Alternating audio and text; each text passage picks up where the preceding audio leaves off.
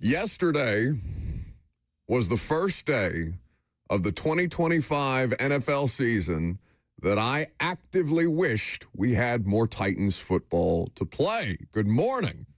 Welcome into 104.5 The Zone. Titans get it done. Not just get it done. They kicked the Chiefs' ass at Nissan Stadium in front of an opposing crowd, 26-9. They do so decisively. Third-string quarterbacks getting reps in the game, officiating calls that are questionable both on offense, on defense. But whatever it was, it's as good as I've felt about Cam Ward all season long. Good morning.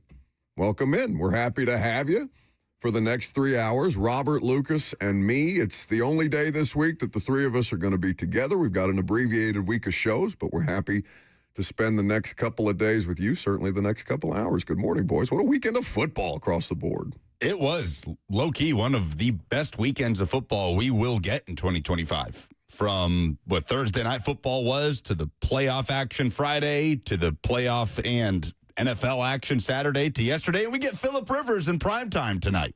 It's not over. That's the best part. The famous Idaho Potato Bowl is today. Yeah. So we will continue to bask in it. When's the last time the Titans won a game by 17 or more points? Oh, it's certainly not this season. And it's much less the first time they've won at home. Yesterday was the 412th day since they last won at Nissan Stadium. And I understand, because immediately I'm greeted by people in the F&M Bank chat where you can interact with the show this morning on Facebook, YouTube, Twitter, and Twitch. Leave your comments there if you want to call us, 615-737-1045. What was the most impressive part of the win yesterday to you? Maybe you weren't impressed by the win because you said, third-string quarterback for the Chiefs, they're eliminated from the playoffs for the first time. Like, you can say all of those things, and that's fine. But I got the thing that I've been asking for all year, Lucas, which is Cam Ward playing high-level football in a game that they win. That he was the primary driving force for why they won the game. And the defense did well to not let Chris how do I say Oladokun? Oladokun? The South Dakota State Jackrabbit. Your Jackrabbits? Mm-hmm. Okay. My Jackrabbits, some say. So did not make the FCS Natty, which will be played here. Will it really? Yeah. I didn't know that. It's coming to Nashville, That's First Bank awesome. Stadium. Chris O, we'll call him, is not somebody who was going to threaten you very much. The Chiefs can't run the football all year long. That was the case yesterday. And for some reason, early on in the game, they couldn't stop false starting against a basically entirely Chiefs fans crowd. It was a takeover at Nissan Stadium yesterday, but it's been a while since an opposing fan base took over your stadium like that, and your football team actually went out there and shut them up. That's the kind of thing that you want to see from a young football team. And Jeff Simmons is not young. He's seen winning football before, but that's a critical thing for them in this process. It's the most important thing they've done this season. Week 4, 2023, by the way, is the last time the Titans won by 17 or more points. Do you remember who that was against? You said week 3? Week 4 of 2023. Week 4 of 2023. So Mike Vrabel's last season, if I'm not mistaken, were they in London? No, they lost to the Ravens. I want to say it was the Traylon Burks fumble touchdown recovery when Derek fumbled and Who Burks. Did they do that against? The Bengals, 27-3. They win beat over the Bengals Cincinnati. 27-3. Okay. To get to 2-2 on the season. Yes, that game is that's a faded memory at this point in time. So it was a comprehensive victory by the Titans. The Chiefs just couldn't even operate offensively. No. Even with Gardner in the game, they couldn't run the ball, the pre-snap penalties, they couldn't do anything on offense. But defensively, in terms of personnel, Trent McDuffie wasn't there, but this is a solid Chiefs unit that the Titans had their best offensive performance of the season against. And Chiefs don't know how to act when they're eliminated from the playoffs, it seems, because that was not. They looked like the Titans have looked all season long, if I'm being completely honest. And for once the Titans actually beat up on an inferior opponent, they haven't seen that many inferior opponents so far this season. I needed to see them do all of that. I don't think it's unfair for as tough and miserable and as much context and nuance as you want to apply to why it's been so hard for them. They haven't done that all year. So to see them do that for once is a good thing for them. It's a good thing for the fans. I mean, to not win in front of a home crowd for 412 days is egregious. And so they finally gave fans, loyal fans, few fans who showed up to see them do that, gave them a bit of an early Christmas present. And I think that's, it's just good for morale. Morale matters. Even if half the team's not going to be here next year. Good day for morale in Nashville. Preds got the job done, beat the Rangers 2-1, a 2-0 day in Nashville. Did I see your buddy Blue go for the Nashville sports sweep yesterday? A couple of doubleheaders, or a couple of my buddies, including Blue, did the Nashville doubleheader, and we're 2-0 on the day. That sounds exhausting on a Sunday, but good for them. It's a rare enough thing when the two professional sports teams, not named the soccer team, win on the exact same day. 615-737-1045 is the number. As I mentioned, Gardner Minshew, have they said definitively that he tore his ACL on that first drive, or is that just what people are guessing at? That just seems to be the concern, it would appear, for Kansas City. Yeah, and he gets up with a pronounced limp on that 3rd and 20 scramble. I think he gains about 8 on the play. Obviously not enough. The Chiefs go 3 and out on their first drive. He's clearly hobbled. He does come back in. He's a tough and crazy SOB. That Gardner Minshew tries to play through what we think is the point where he tore his ACL. And for the Chiefs, I mean, my God, back-to-back ACL tears for your quarterbacks. I don't know. We were talking about this before the show started.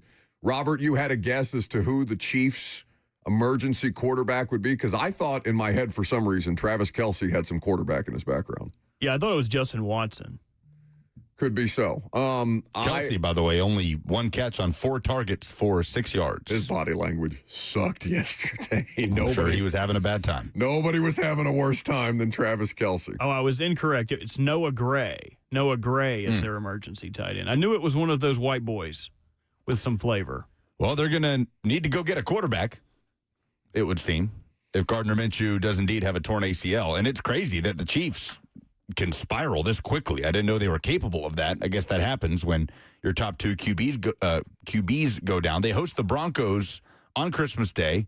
Great for Netflix to have Chris Oladokun go up against that Broncos defense. Oh, man.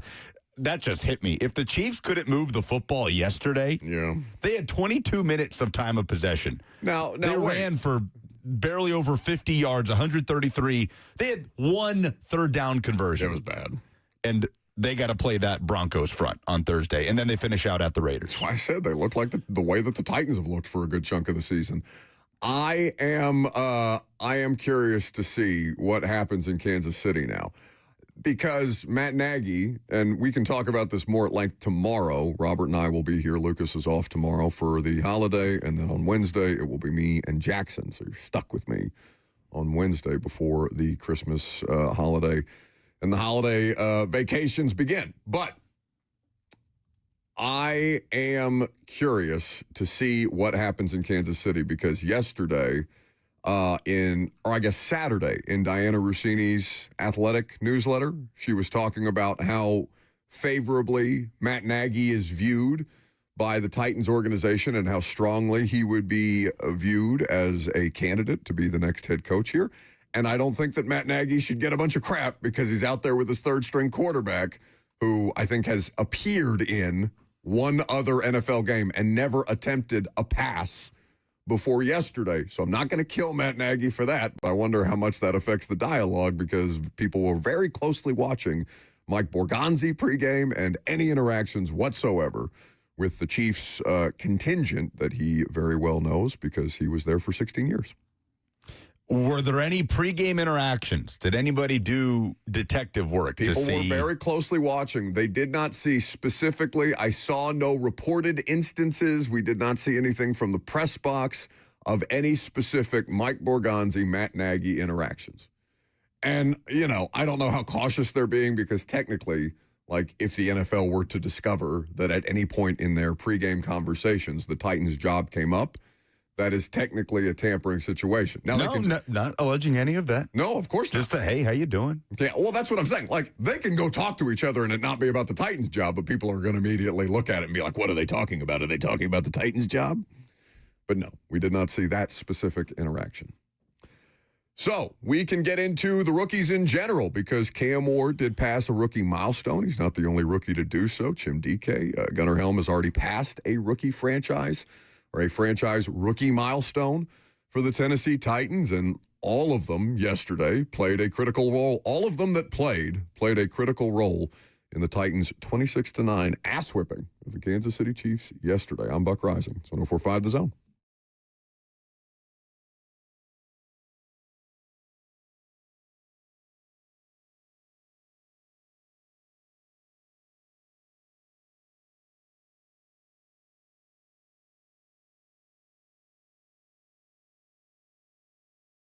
No one wants to deal with a plumbing, HVAC, or electrical emergency, especially this week. This week is the week where a lot of people are hosting the holiday events. Most of the time, if that happens to you, you don't know what it will cost or if it'll get fixed correctly or if someone is just trying to sell you something. That's when you call Hiller. Their experts are going to solve your problems quickly. Hiller Plumbing, Heating, Cooling, and Electrical is here for you. The price you're told is the price you'll actually pay. There's no hidden fees or surprises on your bill. Hiller has been in business for over 35 years and is family owned and operated. The techs are professional, experienced, and trustworthy. When they're on their way, you'll receive a photo of the tech and a link to track them in real time. No more wasting time waiting around. 100% satisfaction guarantee of happy you'll be, or the service is free. That's the Happy Hiller promise. So book online today at happyhiller.com.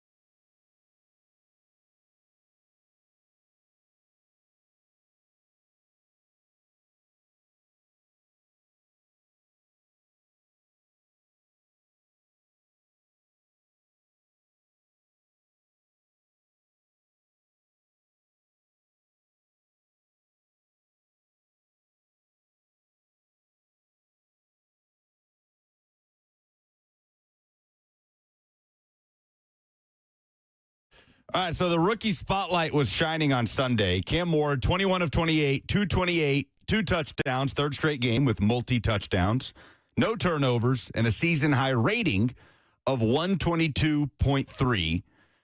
Right out of the gates, straight up, is this Cam Ward's best performance of his rookie season so far, and is it close? Okay, I like that question because what's the next best Cam Ward game? It's got to be a loss, right? You can't say that Cleveland game, though he did have 2 touchdowns in that game. Well, the way he finished the Cardinals game obviously has to stack up there, and I think Seahawks would be the other one. I would probably say, to me personally, Titans fans can stack them however they want. To me, yesterday was the best performance from him of his young career, of his rookie season, because I needed to see him play well in a win. Me personally, you can say that I've been a Cam Ward believer if you're a Titans fan the whole way through. Like, I knew he could do it. I knew the whole time. And I get why fans do that. I get why fans are addicted to that as a kind of blind faith or blind belief type of situation. Hope is the thing that you've been clinging to all year long with Cam. And so when he finally pays you off, you in your group chat, maybe you got some Cam Ward detractors in your group chat or something like that. You can be like, yeah, suck it. See what he did yesterday against, a bunch of dudes you never heard of for the Chiefs? It's fine. He still did it. For me, I needed to see him do that. And so, to me, that's the best performance from Cam all year long. To do that in a win is critical. 75% completion percentage is by far his season high. His rating of 122.3 also smashes his previous high, tied his season high in touchdown passes with 2, which he's done now 3 games in a row. Clearly his most efficient, his most complete 4-quarter performance, we would say. Again, this is a Chiefs defense that has not stolen the show the way it has the last couple of years, where the Chiefs offense has kind of had to be picked up along the way. But that's still a Chiefs defense that is top 10 in run defense, that is top 10 in total defense, top 5 in scoring defense, that still has Chris Jones and George Karlaftis and Nick Bolton. And I understand it's made a lot more difficult when you're on the field for literally 38 minutes, which is when the Titans, I wonder the last time the Titans had 38 minutes in time of possession.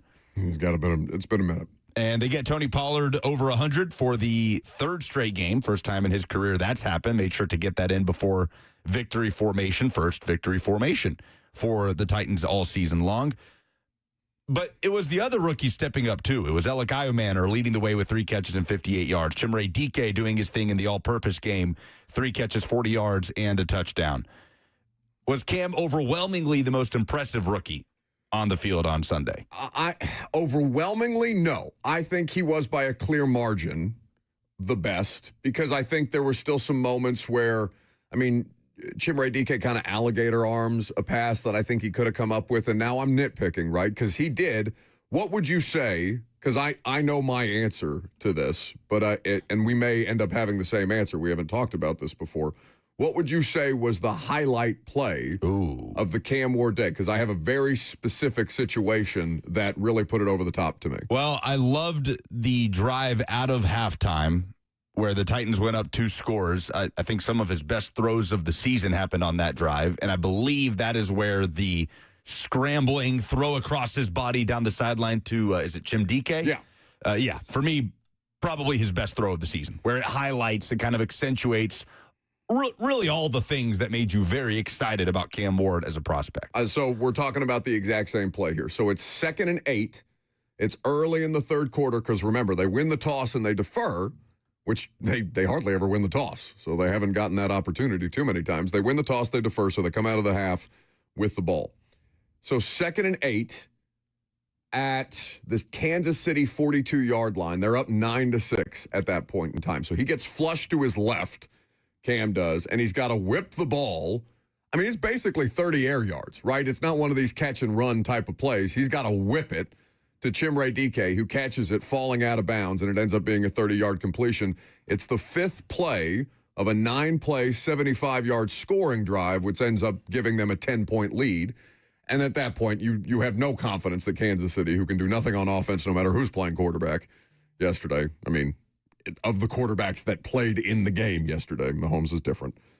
But fifth play of the 9-play, 75-yard touchdown drive, the thing that they don't do, right? They don't put their foot on an opponent all year long. They've kind of messed around, or they give up plays on defense, or something happens. Maybe Cam has a turnover. Not turning it over lately.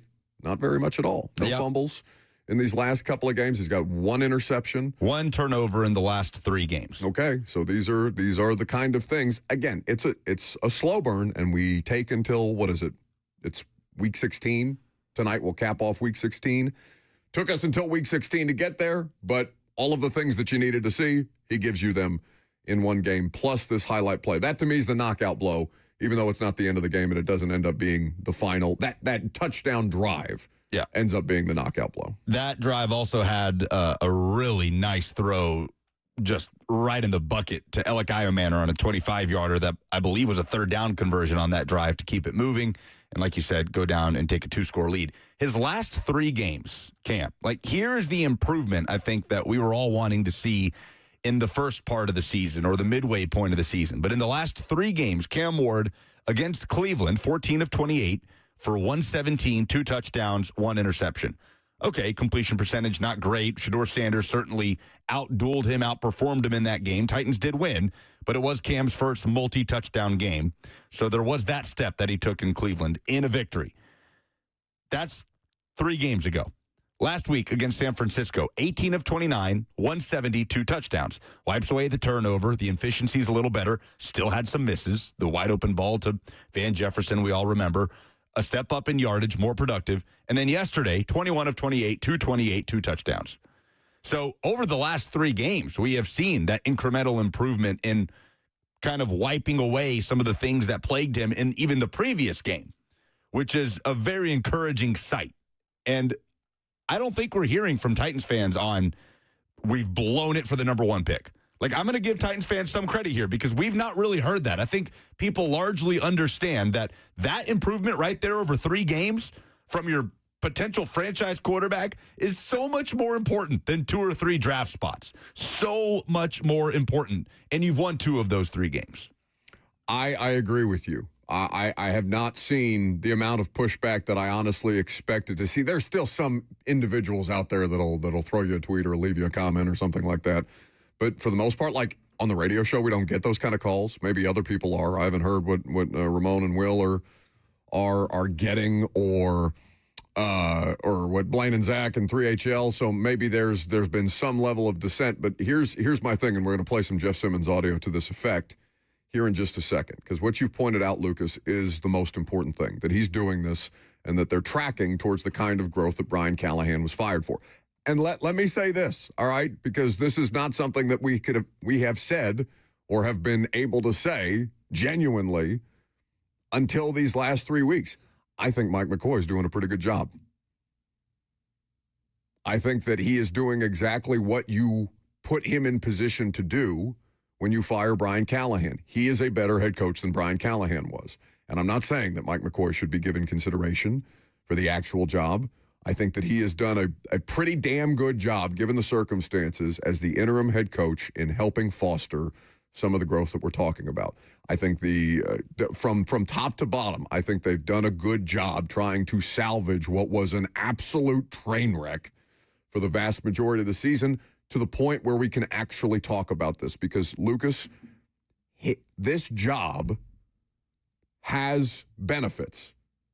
We all saw the Adam Schefter clip on his podcast last week that was making the rounds, where it's talking about focusing on the amount of cap space that the Tennessee Titans are going to have and that Cam Ward is here. But then it gets into some stuff about brand new stadium. Amy Adams Strunk is the person who brought the draft to Nashville. I don't care about that stuff. What I care about is that Cam Ward showcases why you want to coach him. We got that from Caleb Williams, right? Ben Johnson turns down the interview with the Titans, and maybe some other places, but we know he turned down this interview because the quarterback situation wasn't right. Would you say that the Bears have been an overwhelmingly well-run organization? No. For their last, 2 decades? No. Correct. But if a coach identifies that the player that they have at the quarterback position, the most important position, is something that can be worked with in a meaningful way there, it can completely reshape the fortunes of your franchise. Cam Ward gave us, over these last 3 weeks and culminating in yesterday, that kind of, hey, man, I want to work with that dude. Yeah, and that's always been the case, right? No matter how much dysfunction there's been, whether here or elsewhere, it can always get masked by two things to start, right? The right head coach and the right quarterback. Yeah. The Texans were the biggest dumpster fire of all dumpster fires in the NFL, run by a mad preacher before DeMeco Ryans and C.J. Stroud kind of suddenly took the AFC by storm and won the division in Stroud's rookie year. And they drafted well outside of that, too, and they had a lot of ammo to do so. But, yeah, the Bears suddenly are in the discussion for the 1 seed. And we've seen that year 2 leap from Caleb Williams. Now, the Titans, I feel like, have a lot more needs than those two teams did. Agreed. At the time that they were making that transition from rookie year to second-year quarterback. So maybe it's a little more of an uphill climb. But even with all the crap that has happened over the last few years, that is an intoxicating thing that keeps Titans fans around. Watching that improvement from Cam Ward and the thought of a year 2 leap, even if the roster is not complete, and what that could mean just to put the Titans back in the hunt, back in the discussion for being 500, for being a quick late season run away from in the playoff discussion. It's crazy to think that you're not that far from that, but you're a year 2 leap by Cam Ward away from that. Obviously, you would need to make some pretty good selections along the way in free agency and in the draft coming up in 2026. So Jeffrey Simmons is one of these guys that has been in on Cam Ward, regardless of what we have seen or what dissenting opinions might have had. Jeff gets to be one of these guys on a day like yesterday that says, no, I think that this guy is capable of this the whole way through. It's just today we finally had a breakthrough point. Jeff Simmons yesterday at the podium. Just like today, like I told him, I mean most, passing yards in Titan history for a rookie. I kind of threw that in and joked with him, but like that's big time, and that the expectation that he had for himself, and that's the reason why, man, honestly, I keep telling people that's the reason why I don't want to go nowhere. I see the competitive nature, I see the growth, as a rookie of Cam, I see I can see where he could take this franchise. So, I'm looking forward to continue to end the season the right way. And we'll see how next year goes for us. It's one of those moments where Jeff has been pretty steadfast on that point all year long, right, around the trade deadline. This year, around the trade deadline last year. Now, he's dealing with an injury last year, but still. Jeff's playing his best football. He's awesome again yesterday. I mean, that's safe. The scoring doesn't start, by the way. We haven't talked about that. The scoring doesn't start until Jeff Simmons does the trick that he did in Houston. For some reason, he gets through there unblocked again. I don't know if they're trying to trap him and he's just too damn fast with 20 pounds lighter the way that he was again in Houston. Yeah, that was weird. But he gets into the backfield. He gets into the end zone. He gets the running back down. He gets a safety. Jeff Simmons is the one that opens the scoring. I, at that point, wanted the game to end at 2-0. That would have been my preferred, or potentially 2-2. Nick Suss was rooting for a 2-2 tie down at the other end of the press box yesterday. But to have Jeffrey's affirmation on that, to have the buy-in, that's the thing that I feel like I personally have been wanting to see from Cam, the buy-in that he already has from Jeff. And I'm not saying that definitively now, after yesterday when they beat a dead-in-the-water Chiefs team, that completely flips the switch. But it's a great place. These last 3 weeks have been a great place to start, and they've been consecutively building those to the point where I feel like I can trust him to be an asset in these games. I think it's fair to wonder if he was going to be able to do it this year, given all the crap that he's been up against. To his credit, he's battled through. It's crazy to think the difference that just a couple of performances can make in, I don't know, like setting up the tone with which you go into the offseason. Right? Like, no matter what, this is not going to be a successful season for the Titans. We understand that. No matter what, I suppose, unless they win out and knock off the Jags, they will be below expectation, right? That expectation level of 5 to 6 wins, they will almost certainly be below that. But if Cam Ward continues this progression through the last 2 games of the year, which he's got 2 really good opportunities to do it, next week he's going to be playing against a rookie counterpart And Tyler Shuck, that just had a 300-yard game for the first time in his career, has built up a little 3-game win streak with New Orleans, is showing some good things, is kind of climbing in the Offensive Rookie of the Year odds. And then a trip to Jacksonville to try and play spoiler to the Jags. It's crazy that just a couple good performances can shape the way that fans feel and the way the team is talked about in the offseason. Understanding how much work there is to be done, but just having that baseline confidence in your quarterback because of what he showed. We bring up the Bryce Young comparison all the time, but it was kind of that way at end of year 2 for Bryce Young. After a dreadful first half of year 2 where he got benched for Andy Dalton, and then he started to, even though they were losing, started to stack some of those performances, and you go into the offseason like, okay, there's work to do, but we might have our guy here. Cam Ward has kind of set out on the track to doing that, and there was never going to be a definitive answer no matter what after his rookie year. But better to have people start that conversation earlier than later, and he's got a chance to finish the season strong with that being the conversation around Cam Ward, showing more good than bad and showing improvement down the backstretch. Well, Lucas, that's why I've been so hard on him. That's such a low bar to clear, and they have made it impossibly hard these last couple of years. I mean, they've been a punchline more than they've been a professional football team. So that they now feel like they are tracking in the right direction, like clearing these very, very baseline things that you need to talk about as a professional football team around a quarterback that you think, okay, I've never really had a doubt about how Cam Ward could handle this situation. Or I guess the kind of character that he has that would equip him to be able to handle a situation. But we see how high the fail rate is for a lot of these dudes in their first spot. And you hate for that to be another cautionary tale. It was fair to wonder, for as bad as it was this season, whether he was going to be able to break through in this year, right, before we get to next year. Because the worst thing that I think for them and for fans is to go into this offseason without one of these, like, okay, definitive stretches of football that you can point to say, that's the guy. Like, that's the guy, consecutively, right? As opposed to, okay, you got the fourth quarter in Arizona, and then you have Vegas. That awful Vegas game.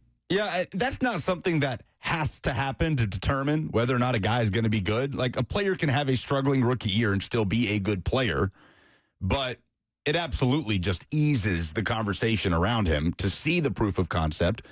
And I don't think, at no point should we leave out the fact that the situation around Cam somehow became so much worse than even what we envisioned. We knew it wasn't going to be a great situation for him, and it was miles worse than that. He didn't have Calvin Ridley the majority of the year. He didn't have his head coach. The offensive line coach left 6 weeks in after an underperforming start to the season. It's taken until now. They're better for it, by the way. For the offensive line to be, it looks like it, for the offensive line to be anything close to what the expectation was of them in the preseason. Another good performance against a solid front yesterday. So it does do a lot, even with, a 3-12 record, to just ease the minds of Titans fans as much as possible. Cam Ward, it doesn't mean Cam Ward's going to be, a perennial Pro Bowl, All-Pro quarterback, but it just feels like it's something to build on moving forward here. It is crazy that the Titans have 3 wins. They had 3 wins last year, had the number 1 overall pick. They've got 3 wins now with 2 games left and are outside of the top 5 in the draft order. And just a weird year with so much bad football. I don't want to have to have, the only conversation be about them. No, they have to bottom out to be able to get good again. You don't. You just simply don't. You can be better at the draft process, be competent in other areas rather than just saying, okay, give me as many, like, lower the floor for me as much as humanly possible so that when the turn hits, it'll hit like a ton of bricks or whatever. No, you can be better. The 8, what are they? You said 6th? 6 right now. You can get a meaningfully impactful player at the 6th pick. Like, get out of here with that. You don't need to be the worst every year. Yeah. You had the number 1 overall pick. How'd the first part of the year go for you? Yeah. I feel like the negatives of just that continuous stream of losing and bottoming out, yeah, to me, that outweighs the pros of the hope that the number 1 pick brings and what we could get in a potential trade. I'm with you on that. Hope is not a strategy, okay? Meaningful, because I feel, and this is, it's fair commentary from people that have wanted to believe that Cam could do this the whole time. but didn't see it until yesterday. And I definitively don't think that you could make an argument that he could do it definitively until yesterday, where Curtis on YouTube says, and I like this comment, he says, spent so much time talking to me, I think, stoking negativity that you missed players being positive about Cam on this and opposing teams. So I guess opposing teams or players on opposing teams talking about, Cam Ward's viable and these kind of things, or a threat, somebody that is getting better. That's fine. Like, that's all lip service. That's easy to say in real time because it doesn't mean anything until he actually does it. Well, I think the point there is we've seen the signs from Cam. It just hasn't been strung together enough. Also, the context around him is important, and it just now is breaking through in a way where he is stacking performances, and it's translating into wins. Lucas, I can't do anything with signs, though. You know what I'm saying? Like, well, I can but do sometimes with a rookie quarterback, that's all you can do. Like, that's all you have. And no, I don't think you have to do it that reductively. Well, what you don't have to do is make any definitive statements one way or the other, right? Like, I'm not, but I'm saying I needed to see him do it. Like, I can understand. He's just so close. Like, he's got all the signs, all this potential, right? I need to see him do it. I need to see him realize the potential. Yesterday was a day where he realized the potential, and then you can continue to build off it. It doesn't mean that he's going to be the franchise quarterback for sure. I don't even know if he's a better rookie quarterback than Marcus Mariota was, even though he passed Marcus Mariota for rookie passing yards yesterday. But it's something to work off of, and that's a huge step in the right direction. Real quick, not to be overshadowed, Chimere Dike is now the single season leader for kickoff return yards in franchise history. Passed Mark Mariani yesterday with 122 kickoff return yards. Gunnar Helm robbed, by the way, yesterday, I felt. Tony Pollard robbed of a touchdown on the penalty where they didn't see Jeff declaring eligible. DK also moved past Derrick Henry's 2020 season for third most all-purpose yards in a season in franchise history. Have you guys seen the God, I don't want to have to find the X-Files music for this. People were alleging that the penalty on Jeff that took the touchdown away was because they were approaching the over. 80% of the betting world's money was on the over. Jeff plainly comes in. If you watch that playback, somebody has already done a breakdown on this. Hand up, patting the chest, and the referee acknowledges the hand up. That's crazy. Referee pat on the chest. But because and this is not the most egregious part. I don't know if the two of you saw this. So Oli Udoh's also in on that play. The refs are saying that they are acknowledging Udoh as the eligible player and didn't see Jeff. That's what Jeff told us he was told. Mike McCoy, because the TV broadcast goes to commercial break, right? Like, you fans don't see how this, or no, I'm sorry, that's the Gunnar Helm play. But Jeff is being told that that the refs are acknowledging Udoh, not him, that he needs to physically get in front of the ref and do the motion, and the ref has to reciprocate like directly, like they got to make eye contact. I hated that for Pollard because he's 2 touchdowns away from hitting an incentive, and that would have put him 1 touchdown away as well. He's also knocking on the door of another 1,000-yard season. Should we talk about the college football playoff action? The good college football playoff stuff that happened over the weekend? Yeah, because there was plenty of bad, but we got college football playoff to talk about. We'll do that coming up next.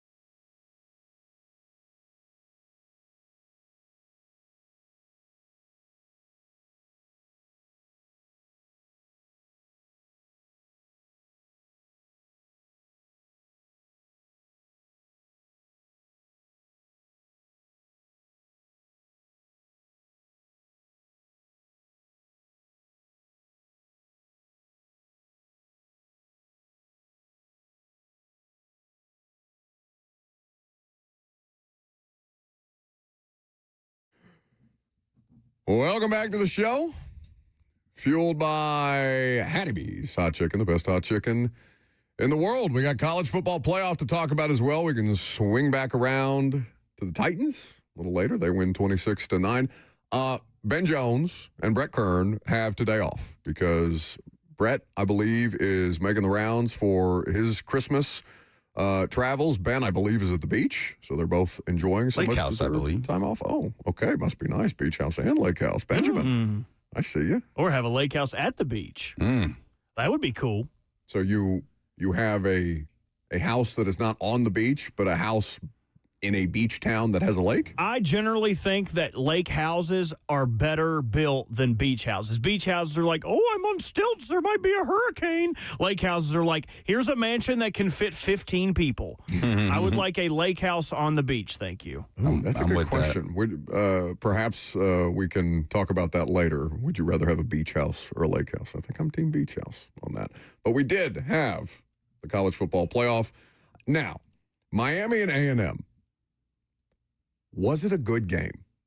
Yes. Oh, yeah. No question in my mind. If anybody thinks it wasn't a good game, they didn't watch the game. They just saw the score. They saw it was 0-0 at halftime and thought, thank God I'm not watching that. It was electric. I loved it. The first half was as exciting as if it was 24-21 at halftime. Like, seriously. There were turnovers on both sides. There was chaos. Huge hits. Good defense. And I know people don't necessarily watch for good defense, but A&M has a chip shot field goal blocked by Reuben Bain. A&M has one of the worst fake punts I think I've seen recently where they just ask their punter to throw a go ball down the sideline. Miami misses multiple field goals. Just chaos for it to all culminate in a scoreless first half, which you just don't see very often. And then not towards in the college. end, Certainly not in college football. And it took until the last drive of the game for each offense to come alive whatsoever. The difference is Miami punched it in. Texas A&M did not and threw an interception in the end zone for Miami to move on and play Ohio State. I think it should also be noted, and I'm not like some official scorekeeper of conferences or anything, but how many SEC teams lost this weekend? 2. Oh, how many ACC teams lost? That would be none. None. It's almost like the ACC team that, oh, Miami, oh, Miami. What's that, Ken? Miami. That's what happens, dude. That's what happens when all the SEC does is run their mouth. Oh, we're going to stomp all over this little ACC Well, now, wait. school. One of the SEC teams lost to who? Oh, we're not here to talk about facts, dude. These are semantics. I'm just Another SEC team beat that SEC team. Beat that SEC. They sure did. But, I mean, it's kind of like this year in the March Madness tournament when the SEC set the record for most teams eliminated from the national tournament. Really an embarrassing mark. I just want to make sure we're having perspective. As long as we're keeping perspective. I always think about you when I feel like I want perspective on things. I appreciate that. I mean, imagine being Cam Ward, though. I don't know how much of this game Cam Ward watched. His other former school is playing at 1 o'clock today. Washington State has Utah State in the famous Idaho Potato Bowl. He made it sound like he was locked in. On this game? Yeah, I think. No, on the Miami game. On the Miami game. I think Gentry Estes asked him about it at the end of the press conference yesterday, and that's the first time I've seen Cam Ward smile at a press conference. Oh, sure. I mean, and I'm sure he takes pride. He loves the fact that his Canes are moving on to play Ohio State in the quarterfinal. Yeah. But I do wonder if you gave him some truth serum, how he would feel about that defensive performance, given the defense that complemented his offense for Miami last year. Like, what do I have to do to hold an SEC opponent to 3 points in a game? And A&M moved the football at times, but 3 turnovers came at very untimely moments, and Miami just bended but did not break. Bent, I suppose, did not break. And this was just an incredibly impressive performance by the Hurricanes defense. I'm going to start doing what the two of you do to me when I say something incorrectly, and you're like, no, you have that right. You got that. Bended. So Miami moves on, and A&M, after an 11-0 start, loses the last 2 games of the year. Marcel Reed turnovers plague them towards the end. Alabama 34, Oklahoma 24, and it was one of the most, I mean, this was also a bizarre game for a very different reason. Oklahoma's offense just completely sputtered. completely sputtered. 17-0 lead against Bama out of the gate. And then you just see Alabama talk about the thing that we questioned whether they were going to be able to do, especially in Norman against that defense, was could they rally and look like the Alabama offense of the early part of the season as opposed to the one that we got down the stretch. They outscored, from down 17, they outscored Oklahoma 34-7 the rest of the way through. And I don't know how much you believe in the idea. Do we believe in momentum as a concept in football? I do. Yes. I do too. I hear players talk about it enough that, I believe in it, especially college players. I would agree with you. This is as extreme of a case of momentum tipping the odds in another team's favor as I think you could find anywhere this weekend in football. And there were some really fun football games, college and pro. What did we make of the way that Alabama won? Because now they get the Hoosiers. Dude. And the Hoosiers are favored. Indiana favored in the Rose Bowl. Yeah, that's crazy. But at Bama's first trip to the Rose Bowl since the 1920s, meltdown of epic proportions here from Oklahoma. Yeah, the win probability chart. Have you seen this from ESPN in this game? No. It's just it's an outrageous swing, as big of one as we've seen all year. Bama deserves credit. They ramped it up on defense. Ty Simpson got back to the Ty Simpson that we saw for the majority of the regular season. They still were not able to run the football. 28 net rush yards. You do have the minus 22 rush yards on Ty Simpson on those sack numbers. But even still, if you take those away, not an overly impressive day for Alabama, not a very balanced day on offense. But Simpson was surgical. He didn't make mistakes. But how do you not look at the way Oklahoma blew this lead, man? A deep ball. You're up 17-0. And a deep ball is, or at this point, I suppose it was 17-7. And a deep ball is dropped. That would have put you in position to continue to build on the lead if you're Oklahoma. Right after that, your punter drops the football to have his punt blocked. That leads to a Bama field goal. You still have a 17-10 lead, and that's followed by one of the worst pick sixes you'll see all season. Obviously, some sort of miscommunication. Receiver zigged. John Mateer zagged. Clear path to the end zone on a pick six for Alabama. On the same guy, by the way, that housed the 99-yard pick six against Tennessee a few weeks ago. Is that Zabian Brown? Yeah, and there you go. Suddenly it's 17-17, and the Surrender Cobras are up in Norman, and Alabama just rolls for the entire second half. So we will look forward to the second round of the college football playoff, where meaningful games will continue to be played. There were a handful of games that were not meaningful in the opening weekend of the college football playoff, so we will get into that. The second hour is coming up next.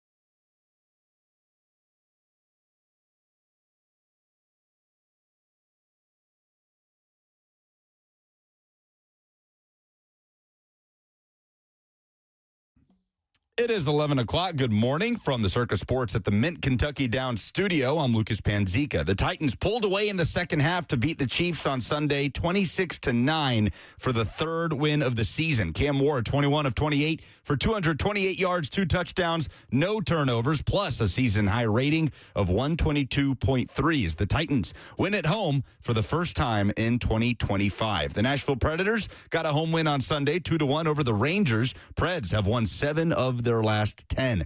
College football playoff quarterfinals are set. Alabama rallied from down 17-0 to beat Oklahoma 34-24 on Friday. That sets up a Rose Bowl date against Indiana on New Year's Day. Miami outlasted Texas A&M 10-3 the final. They move on to play Ohio State on New Year's Eve. Ole Miss faces a rematch against Georgia after they routed Tulane. Oregon will play Texas Tech after dominating James Madison.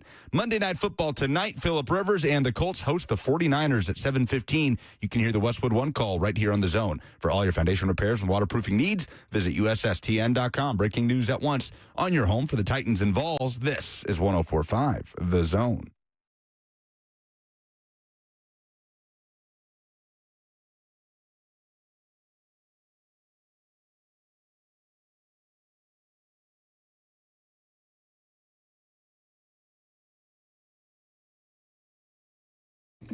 Welcome back to the show on this Monday, the rare victory Monday on a couple of fronts in Nashville, Tennessee. The Preds win yesterday. The Titans win too, as Lucas pointed out in his breaking sports update. And we have the first round of the college football playoff concluded. 615-737-1045.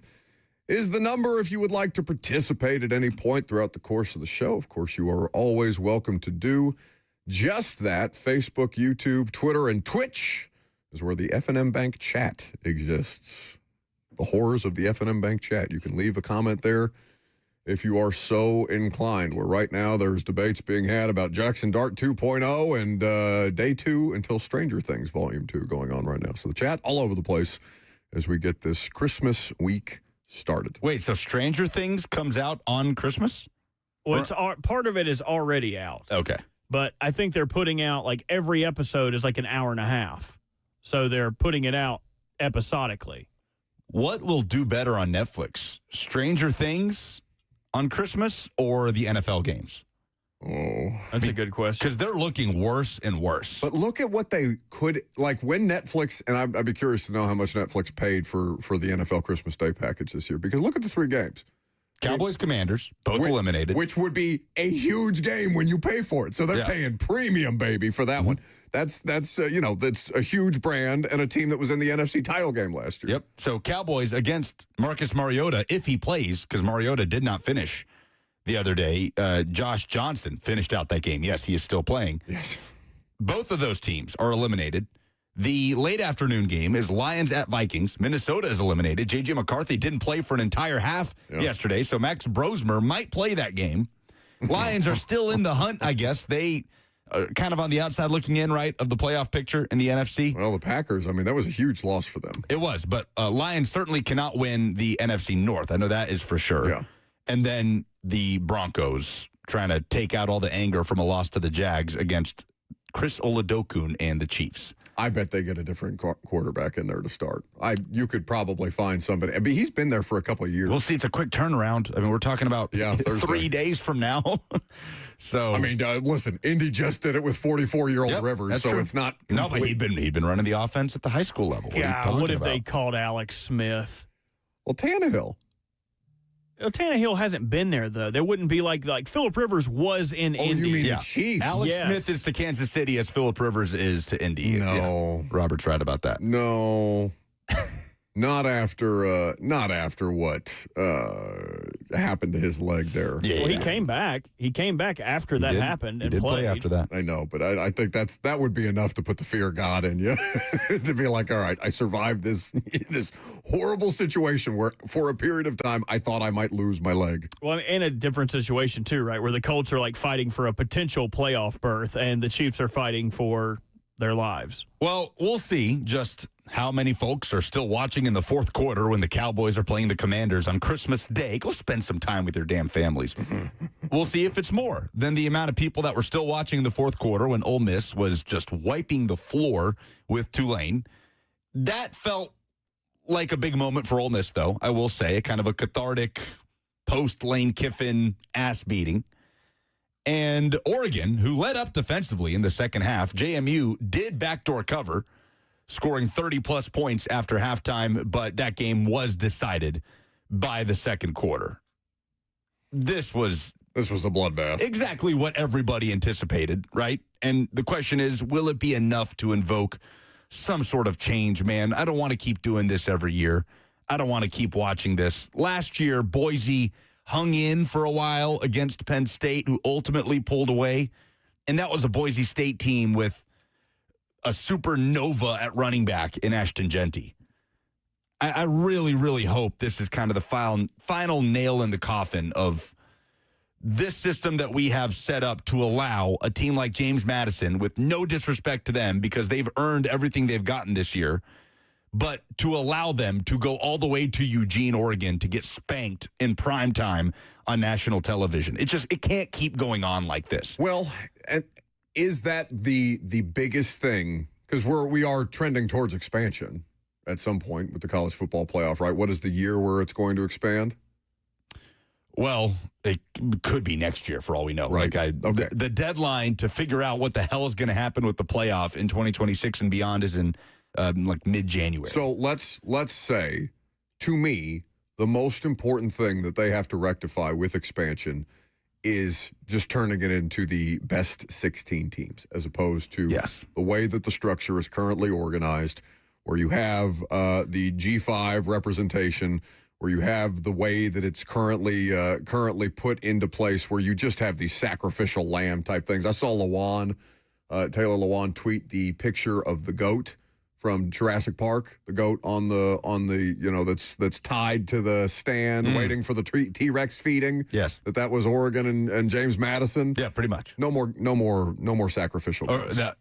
That Oregon was the T-Rex? Yes, correct. Yeah, pretty James much. Madison, the goat. So I really hope that is the thing that is prioritized the most, because that is the thing that's easiest to rectify, right? Yes. And it was partially rectified from last year, where the four highest-ranked conference champs didn't automatically get the top four seeds, right? The way Arizona State did, despite being outside of the top 15 last year. Now, Arizona State, to their credit, kind of justified that a little bit and took Texas to the brink and were a play away from winning that game in overtime.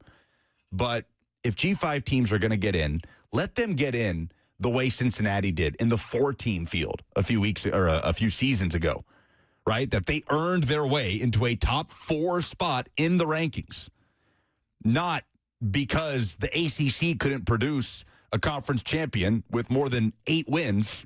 And you got to put in the 5 highest-ranked conference champs, where we're going all the way down to the Sun Belt.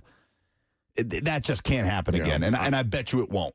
Just to see that there was an adjustment from last year in the seeding, it leaves the door open. The door is open for everything with the future of college football, but it does give me some sort of confidence that there will be at least some tweaks and changes next year, as frustrating as it is that we don't have a clue what this looks like long term. What will it take to have a situation? By the way, I saw a lot of people citing the Oklahoma blocked punt.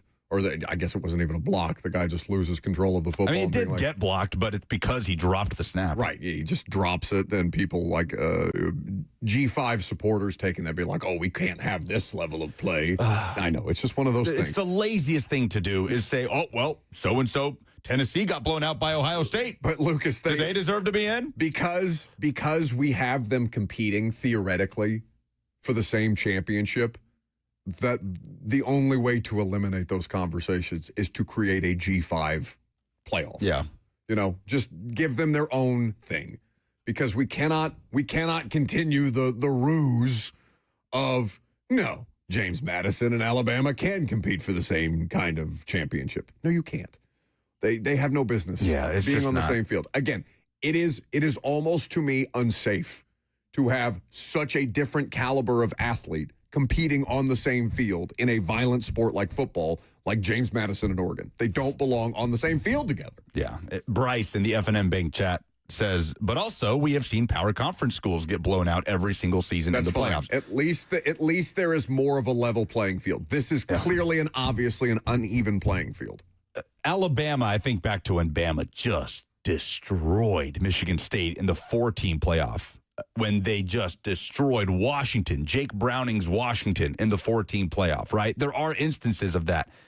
Hell, last year, Ohio State absolutely dominated Oregon from start to finish in the Rose Bowl, right? Ohio State dominated Tennessee.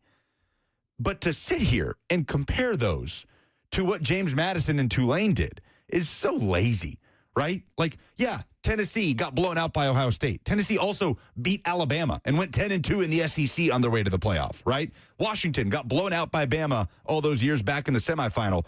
They won the Pac-12. They won a power conference to get there. And it's not to disrespect James Madison because all they did was play the teams in front of them, but they won the Sun Belt, and they lost to Louisville by multiple scores. And there they are competing with Oregon, one of the most talented teams in the country. It's literally not fair to those kids. So I'm sure they were excited about the opportunity, but let's not do that. Sit here and point out power conference schools blowing out other power conference schools and using that as justification for why the Sun Belt champion should sneak into a crowd of the 12 best teams in the country. Oh, you sound a bit triggered by this. Is the Tennessee-Ohio State thing brought up to you often? No. Are people... Buddy, it's okay. We can talk through it. Lazy, man. Okay. That seems to be an example that you're very comfortable citing. 615-737-1045. It's the number. I swear to God, I'm not mad. If you want to jump in. All right. Let us talk about the quarterfinal matchups that are coming up in the college football playoff. We will swing back around to the NFL. And the Titans win yesterday. Talk about Cam Ward's improvement. But the college football playoff and a huge weekend in the sport coming up next.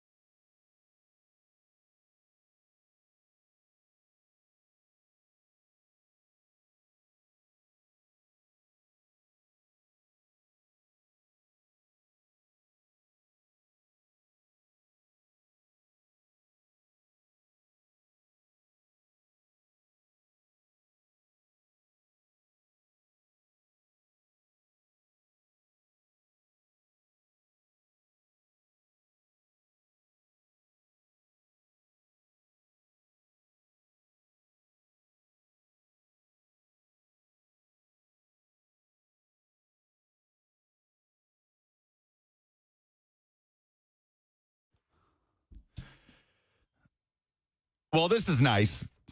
All well and good from Frank Sinatra. Never a miss during the Christmas season. But while we're complaining about the college football playoff setup, let's add a complaint that we have to wait a week and a half plus until the quarterfinal matchups. I hate it so much. New Year's Eve. Okay, complaining's done. Miami, Ohio State in the Cotton Bowl. Oregon, Texas Tech in the Orange Bowl. Alabama, Indiana at the Rose Bowl. And Ole Miss, Georgia at the Sugar Bowl. Right out of the gate, which of those matchups, any biases aside, which of those matchups would be the most attractive, you think, to decide who moves on to the semifinal? It's a good question because bias, I want to say, just out of sheer morbid curiosity, does Indiana deserve to be a favorite against Alabama? I could not believe that it opened at 6.5. I am certain that it will be bet down. But I'm fascinated by that game. I saw somebody point this out, and again, there is bias. But there's a Barstool account that I guess the guy's an Indiana fan, and I see him pop up a lot in my feed on Twitter. And he's basically having a run at Nick Saban because Nick Saban's primary reason for leaving the sport was what? The general state of the sport, I would say. Yes. So the general state of the sport also allows Saban acolyte Kurt Signetti to create what this person on Twitter called an army of 3-stars, turn them into millionaires, and whip everybody's ass. Yes. Now, Josh Pate's point when he came in here with us last week was what?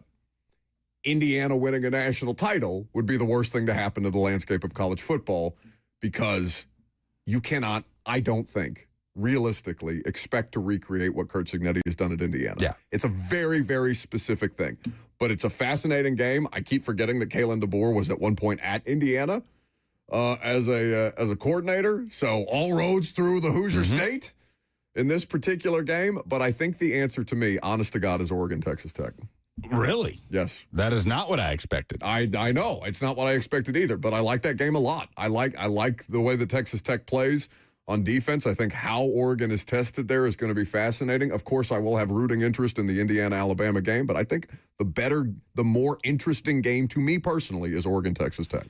See, I think I am most intrigued by an Ole Miss-Georgia rematch with one very key component in Lane Kiffin no longer being a part of it, and a Georgia defense that only improved as the year went on, and an Ole Miss offense that honestly had its best performance of the season in that game against Georgia, but could not sustain. And a late rally led by Gunnar Stockton with his best performance of the season gave Georgia a shootout win over Ole Miss. Either of these teams, regardless of how that regular season meeting went, like if Ole Miss had won, it's really hard, we've seen this year, to beat a team twice in one season. And Georgia now has the task of trying to do that against an Ole Miss team that feels like it is rallying around its new head coach in Pete Golding and still has all of the same elements that made them dangerous when they put up, 38 points against Georgia in that first meeting. I'm fascinated. That's the primetime game on New Year's Day at the Superdome. Sugar Bowl matchup, Ole Miss, Georgia. But Oregon, Texas Tech is interesting. Oregon opens as a favorite in that game. So the favorites right now, Oregon, Indiana, Ohio State is the biggest favorite of the second round here. A 9.5-point favorite over Miami, and then Georgia favored by 6.5 over Ole Miss. I mean, did you really learn anything about Ole Miss because of that Tulane game? No, not really. Yeah. This is the repeat did of not. what happened earlier. Mm-hmm. Miami and Ohio State, too, at the Cotton Bowl. Ohio State, 9.5-point favorites. Is this just going to happen again? Ohio State rallies after a disappointing loss to end their season and propels into the playoff with an incredible run. Well, that's the thing that makes it's a harder eval after that Big Ten championship game, right? Because my whole thing with Indiana and Vanderbilt all season long was at some point the talent gap is going to catch you. For Vanderbilt, the talent gap caught them in Austin against Texas. They just got manhandled up front. and Diego Pavia turned it over at Tuscaloosa, and they lost the game at Alabama. Indiana almost had that moment against Penn State, right, where Penn State has better players, theoretically, than Indiana does. Indiana's a better team, and they win it in dramatic fashion. They do something they've never done in the program, which is win at Happy Valley, where Miami is a more talented team than Indiana. We would agree? Yes, no doubt. Indiana, now it takes some help from Ohio State and some missed opportunities on special teams and things like that for Ohio State to lose to Indiana, but that game felt pretty evenly matched. I don't know if Miami, a more talented team than Indiana, can put up a better fight and even realistically have a chance to upset Ohio State. I don't know how much credence I'm putting in the wind in that Miami A&M game played such a huge factor. I just don't know what's a fair evaluation of them. 615-737-1045. Grant in Clarksville wants to talk about the playoff system. Hey, Grant. Hey, y'all. Thanks for taking my call. Yeah, two points to kind of push back on, like, not allowing teams like JMU or Tulane in. Point number one, like, all it takes is one upset. Like, and then I think the magic, like, people have caught the magic, similar to what you see in NCAA March Madness with the Cinderella stories. And I know they're two different sports and two different tournaments, but I just think back to, like, my thing as an Ohio State fan, I loved when Appalachian State, however long ago, just upset Michigan. Like, it just takes that one upset, and I think we still have not too many years of the college football playoff under our belt to allow for just that one upset to where each year we're like, man, I hope that Tulane can just upset whoever. I hope that Sun Belt team can just somehow pull off an upset. And then secondly, you guys kind of touched on this with Kurt Signetti of as we allow more volume with NIL and, you know, universities like a Tulane or JMU making moves with coaches and seeing what Indiana did, which I know they are a unicorn and no team is probably going to replicate that. But I do think teams can maybe somewhat replicate that with, like, increasing the talent, increasing their draft classes, increasing the portal to be a little more competitive, to kind of allow them to kind of. Robert gave you an extra 10 seconds, Grant, but we do go 60 seconds on the clock. I know you can't hear the Oscars music. It just seems like such an unfair thing to do to the callers. No, it's better, because if they heard the Oscars music, they would change what they were doing. I like when their voice slowly fades down to nothing. It just ceased to exist in our world. Okay, so he's wrong on the front of it just takes the one upset. This is the sport that is least designed. You're dealing now, especially with the kind of resources, like the resource gap between what is being spent on Oregon's roster versus what James Madison has to spend. Like, it's never going to happen that way. And you can say that's far too declarative, and if a team is on the field and 7,000 injuries happen, could it happen?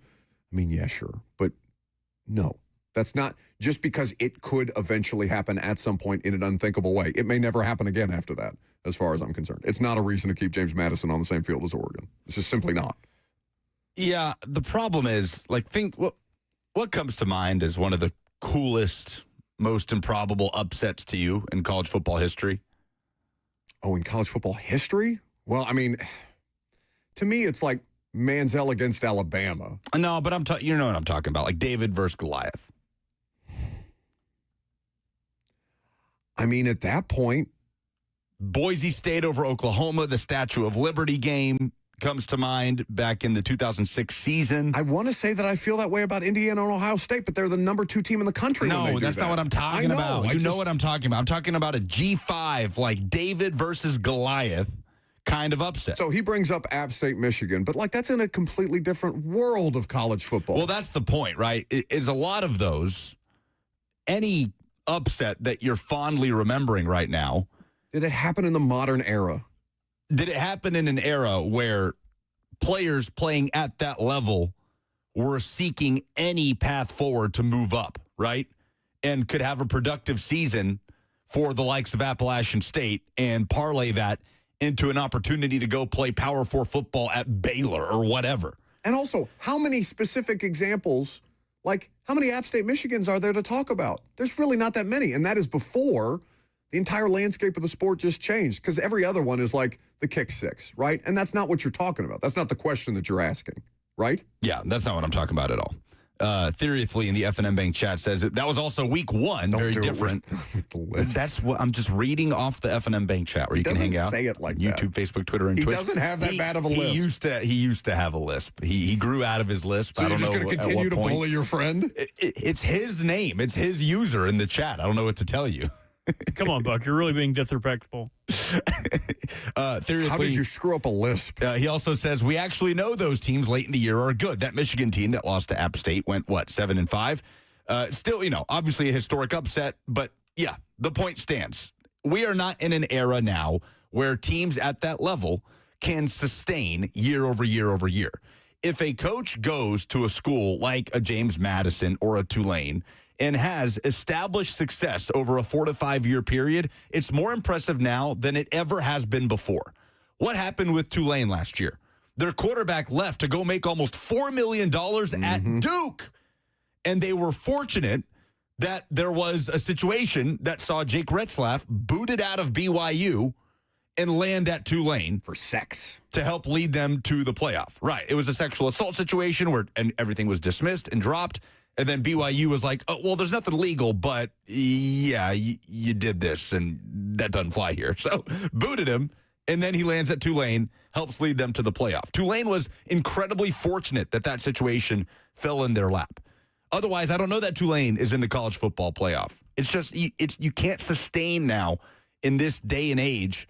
So it's just a pipe dream to imagine a G5 team pulling off a magical upset like a UMBC over Virginia in the college football playoff. Yeah, and I acknowledge what he's saying, right? Like in that one moment, it would be awesome, and we would all celebrate it, and then it would never, ever happen again. It would never, ever happen again after that. Ed in Lebanon is next. Hey, guys. Good morning. I'm going to try and get in all this really quick. Can't wait till it gets to 16. I hate the buys. I don't think anybody should get a buy. Man, what great stories. Can Ohio State repeat?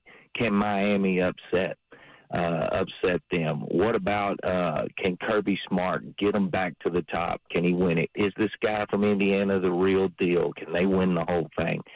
Can Texas Tech, come out of nowhere this year and win the thing? But here's the funny thing. I really think that Alabama's coach is going to Michigan. What if he won the whole thing and then Alabama fans are begging this dude not to leave and he leaves them? Would that not be awesome? I love the hate from Ed. That's fantastic. That's very good form. That's some high-level hate right there. The cackle is good. It's not, is it even a full cackle? It's just kind of like a. That would be fantastic. It's sinister. We think, right, that's over. We think that the idea that Michigan is going to be able to pry him out of there is over. I mean, I know he has the statement out there, and statements are one thing. But I can't imagine. Look at the situation at Michigan. Why would he want to go there? He thinks his life is messy at Alabama? And I don't know that he thinks that way, right? All he's done is given a statement of affirmation about his commitment to the program and all these different things. But think about Michigan from top to bottom. Beyond all of the different scandals that Ward Manuel is now being investigated for, their sitting athletic director, who I think we all can agree is probably not going to hire the next football coach. Like, somebody's going to step in there, right? They're not going to let this dude conduct a coaching search after all the ways that it just went 7,000 different kinds of wrong in the absence of Jim Harbaugh, or in the aftermath of Jim Harbaugh. Don't they have an interim president as well that is giving a video address about the level of investigations that they are going to continue to conduct? And that's not even the actual president. That guy's just... It's an interim. It's a mess. Well, and meanwhile, Kenny Dillingham has just signed a contract extension with Arizona State. He certainly left the door open for the Michigan job every time he spoke, talking about, I just got to look out for people in my foxhole, and I love this place, right? Saying everything except I'm staying, the way DeBoer essentially did. Dillingham inks that extension. And how about this quote from Arizona State and Arizona State alum and head coach Kenny Dillingham? Quote, I never got offered a job. None of that ever happened, and it never got to that point. Michigan is an unbelievable job with unlimited resources, with people who will do whatever they can to make it successful, who want to see it succeed. Somebody's going to get an unbelievable opportunity to take over one of the best programs in the country, who are resourced as one of the best programs in the country, with one of the best rosters in the country. I've never heard something like this, right? I'm not going anywhere. I love this place. I would never dream of leaving. Well, he already did that. Well, he did, certainly. He said all of those things in the press conference. But this quote, no, they never offered me that job. If they did, I mean, it's hard not to look at this That's and what say, Pate said. Pate said he knew Kenny Dillingham pretty well. He said he would definitely listen to them if the job was offered. They want DeBoer. Said Like, we're trying to give them viable options, right, in the coaching carousel discussion around the Michigan job, because we're all assuming they're not going to get Kalen DeBoer. Like, people are floating Eli Drinkwitz. People are floating Kenny Dillingham. What's the Washington coach? Jed Fish? Yeah. Jed Fish, right? It seems like they want Kalen DeBoer. But again, who's making that hire for them right now? You have no idea. This just cracked me up. I never got offered that job. It's a great job with resources and everything you could possibly need to win, and all of these things. Now, didn't he also turn that into a bit of a diatribe about somebody in the Phoenix area, write me a $20 million check and we'll play? Can we hear from Kenny Dillingham asking for money? We need to find one of these really rich people in this city to step up and stroke a check, and I'll do everything I can to make you the most famous person in the city, right? That's really what we need. We need one person. We live in Phoenix, Arizona. You're telling me there's not one person who could stroke a $20 million check right now? There is somebody out here who can. There's somebody who can. There's somebody. And, like, other people are going to sacrifice to be here. Somebody step up and be that dude to say, holy cow, what completely changed it? This person. There's somebody out there that's going to listen to this, that's going to get it forwarded it. If you know somebody who can do it, forward this message to somebody. Somebody can step up and completely take this place from the direction it's going to holy cow. And it's right here in the city. It's not wrong. I feel like the answer for Michigan is right there, if he would take it, in Kyle Whittingham. What's the deal? Because he's not retired. He's not retired. He said he's a free agent. He called himself, he said, I'm in the transfer portal. Essentially, he just felt like it was time to step down at Utah. He handed the job to his defensive coordinator, which in any other cycle would be really significant news. Kyle Whittingham, for the last 20 years, 21, has done nothing but win at Utah. I mean, how many? 6, 7?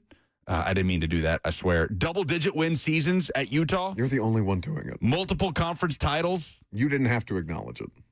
An undefeated season where he beat Nick Saban's Alabama in a bowl game back in 2008. Stop doing the hand motions. Like, what more? Utah went 10-2. They were on the cusp of the playoff this season. And I don't know what the situation is, if he's being talked about. I think some, like, offshore books have him currently as the favorite. I don't know if that's just a name recognition thing. But if you're Michigan at this point, I don't know that you can do any better than the resume of Kyle Whittingham to come in and just calm things down and move forward as a program. I feel like that would be a home run hire for Michigan given the circumstances. But they want Kalen DeBoer. That's the thing. And you want to talk about what he's talking about? Like, nobody in Arizona, at least not to my knowledge. When's the last time? Do you guys ever look at who the richest people in the world currently are at any point? On the calendar, I know Forbes. Like a billboard, a leaderboard. Yeah, I mean, like Forbes will do like the annual NFL franchise valuations or pro sports valuations. They'll do things like who is currently worth the most in the entire world on a couple of different fronts. Larry Ellison is one of the most. He might be the richest man in the world right now. I believe he's the founder of Oracle, which is opening up its own campus damn near on the Germantown side of the Cumberland. Well, I don't want to shock anybody, but I found the list for Arizona. Are you guys ready for this? Yeah, who's the richest person? It is Ernest Garcia II. He is worth $23.1 billion. He owns Drive Time in Carvana. Oh. And then Ernest Garcia III. Oh. He is worth $11.4 billion. He is the son of Ernest Garcia II, and also tied to Carvana. Number 3 is Ernest Garcia IV. He is worth, no, I'm just kidding. It's George Kurtz with CrowdStrike, and then the guy who owns the Angels at 4. Wow. Well, I have bad news for Kenny Dillingham. Ernest Garcia II is an alum of the University of Arizona. But wait, what about the third? The third, Stanford, What about the fourth? according to Wikipedia. The aforementioned fourth and third richest Garcia. Would he be able to stroke a $20 million check pretty please? Is there not a first? I'm assuming he's dead. And a loser because he's not on this list. The second was the one that turned into a billionaire. Good for him. I'm going to find out what the second's father did. So that stinks for Kenny Dillingham that the richest person in Arizona is an Arizona alum, not an Arizona State alum. Anthony in Sumner County is next. Hey, Anthony. Hey, what's going on, guys? I got quick, and I might be simplifying it too much. You guys probably have like 10 reasons why it wouldn't work. But with these G5 schools, we've got 2 of them, and we've got the 13th and 14th ranked. They got the teams that are outside looking in, your Notre Dame and BYU. Why can't we just have a play-in game for those 2? The G5 games get their game to get their, hey, you made it kind of situation, and then they play the team that we want in anyway. And if they can beat that team and get in, then more likely they deserve to be in it. And if they can't, then we get the best 12 teams. I mean, am I oversimplifying it? Am I not looking at it right? Or I don't know. I'll hang up and listen. No, thank you for the call. I wouldn't say that it's an oversimplification. I would just say I just don't want them at all. I would rather have, Notre Dame in Texas and BYU and I would rather have more of the same kind of teams and put the G5 in an entirely separate category. Is that wrong of me? No. Am I depriving? No, that's where we are. I mean, that's just what it is. Real quick, Bobby Petrino has agreed to be the new offensive coordinator at North Carolina to go work for Belichick. All-time unlikable pairing. Awesome. That has Axis of Evil vibes. Good hire by Bill. I would agree. I mean, Arkansas went 2-10. They were top 5 in almost every major offensive category in the SEC this year. Coming up next, we will get back into the NFL conversation. The race for the 1 seed in both conferences is very, very interesting right now. I'm Buck Rising. It's 104.5 The Zone.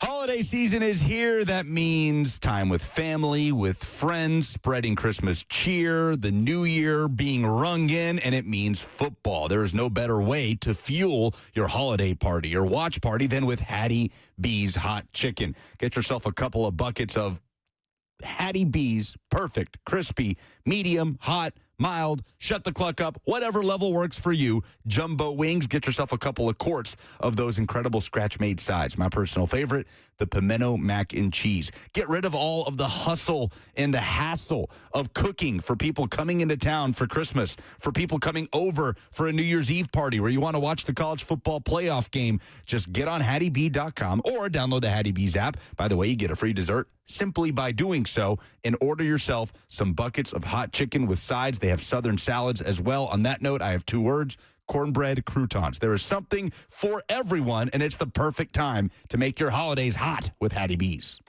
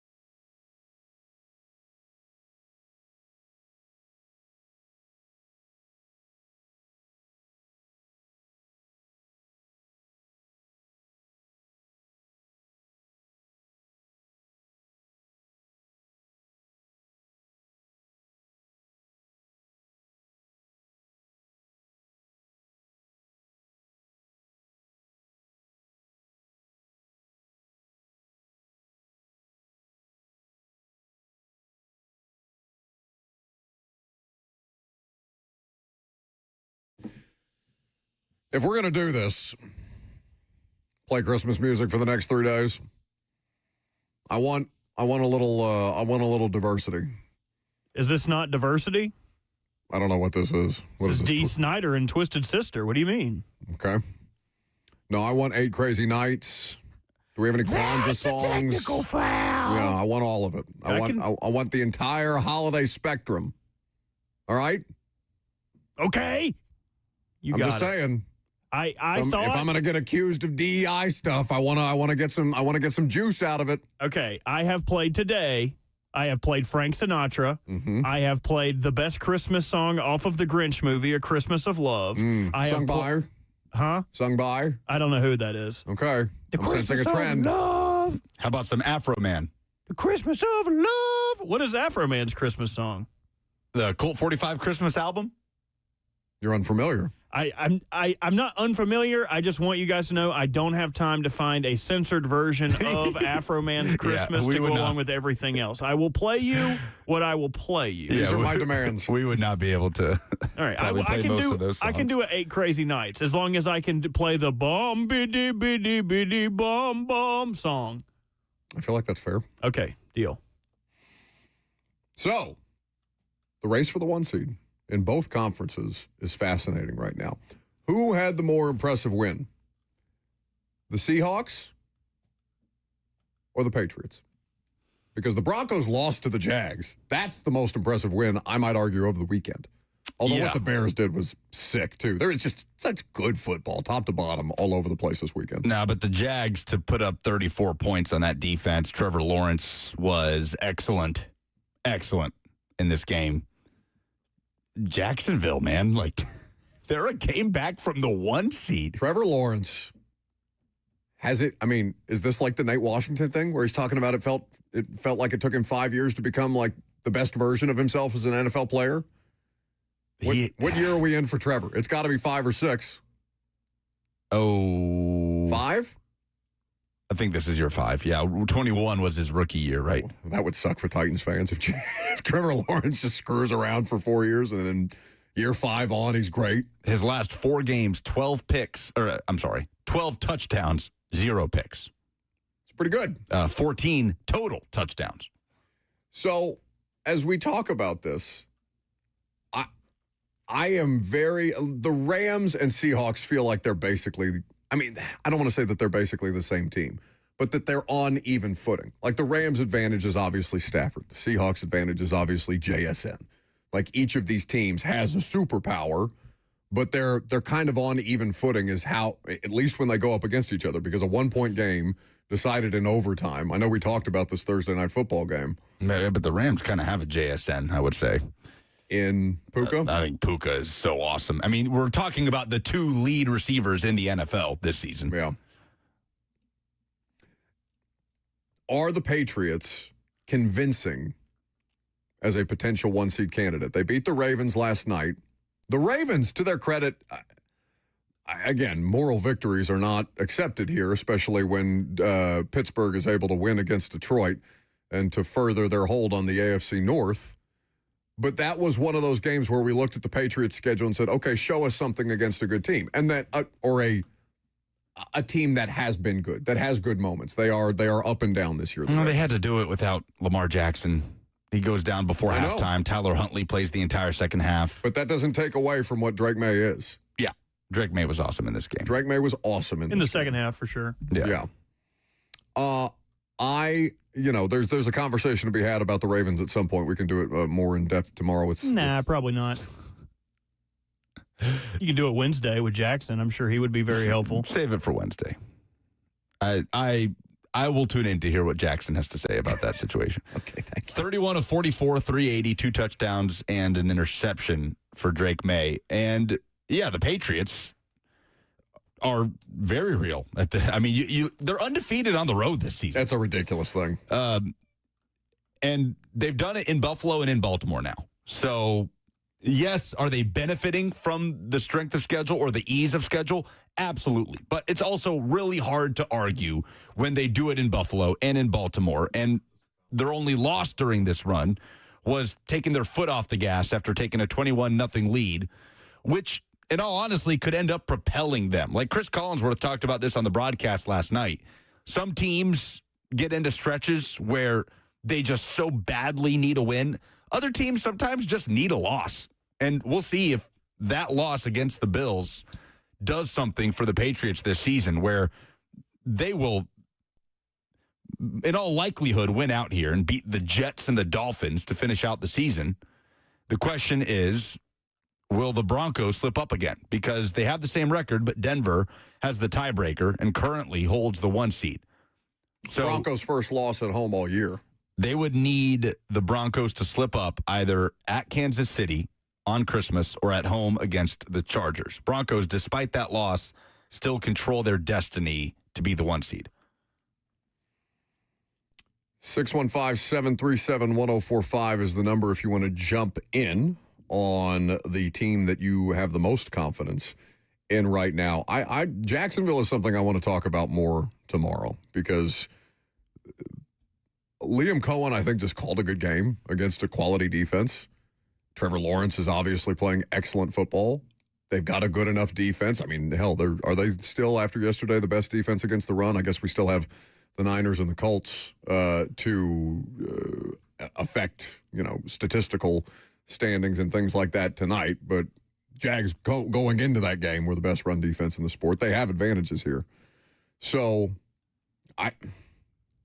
the Jags squeezing in as the 1 seed, do you think they've been given enough credit? Because I was down on them, or not down of them, but skeptical of them, because I just didn't have a reason to consistently trust Trevor Lawrence. And I don't know that these 6 games that he's played, he's done it against the best defense of any of these teams that he's played in this 6-game win streak that they're on. But are we seeing enough from Trevor Lawrence to say, yeah, I definitively trust that guy? That's a tough sell for me. Yeah. I mean, it feels like he is due a turnover-riddled kind of performance, but he's got 11 picks on the year, and 3 of them came in that overtime win against Arizona. Yeah. That was just a weird game where he was outside of those 3 picks, which I know you can't do that, but he was either really good or really bad in that game against Arizona. He's 18 of 30, so 3 of his 12 incompletions in that game were interceptions. He also had a fumble in that game. Just a weird aberration of a matchup in Glendale where they escaped in OT, and now here they are. They've won 6 in a row, and there's been so much more good than bad from Lawrence in that stretch.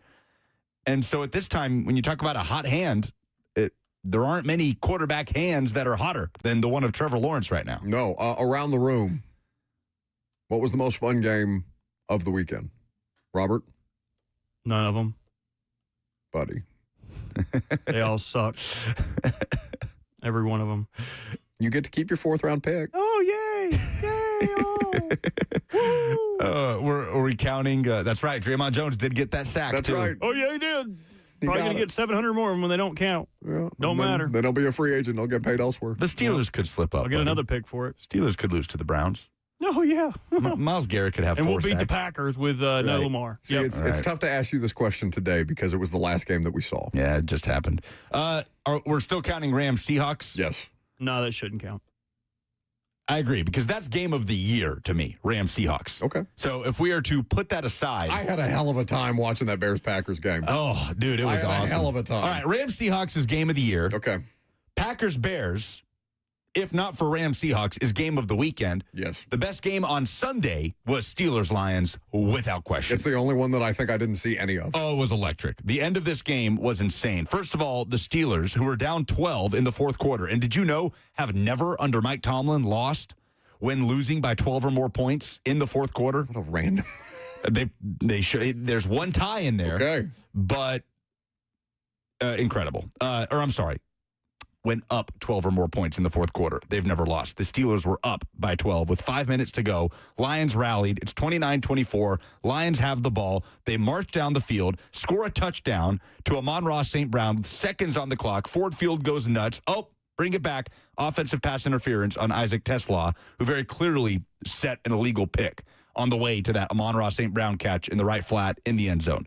Okay, so they back it up. False start. They back it up all the way to the 16, and they pick up a few yards. It comes down to a 4th and goal with seconds left. game on the line. They throw it out to Amon-Ra St. Brown. He's bottled up, being driven back by tacklers. Pittsburgh is feeling the win. And out of nowhere, he just coughs up the football and just desperation throws it back to Goff, who runs and dives over a defender into the end zone.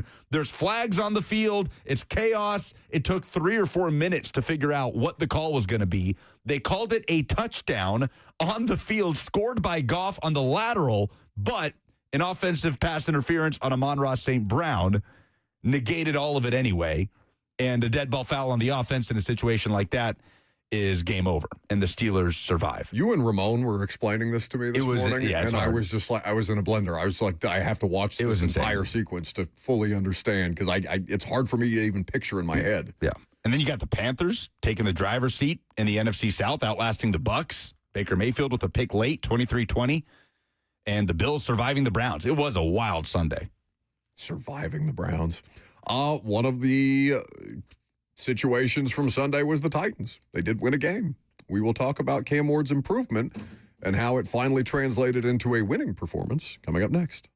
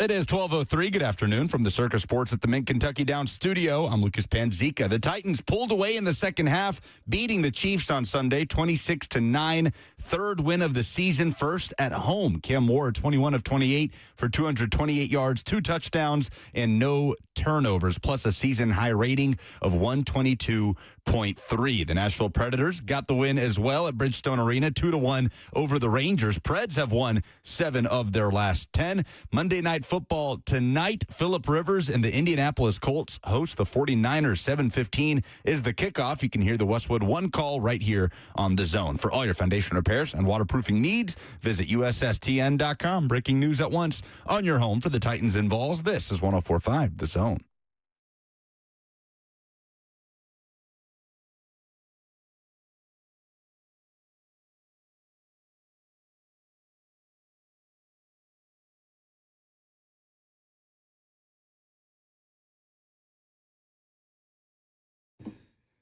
Now, they said that the losing streak for the Titans at Nissan Stadium was not wearing on the rookie class, or they were not feeling the weight of it.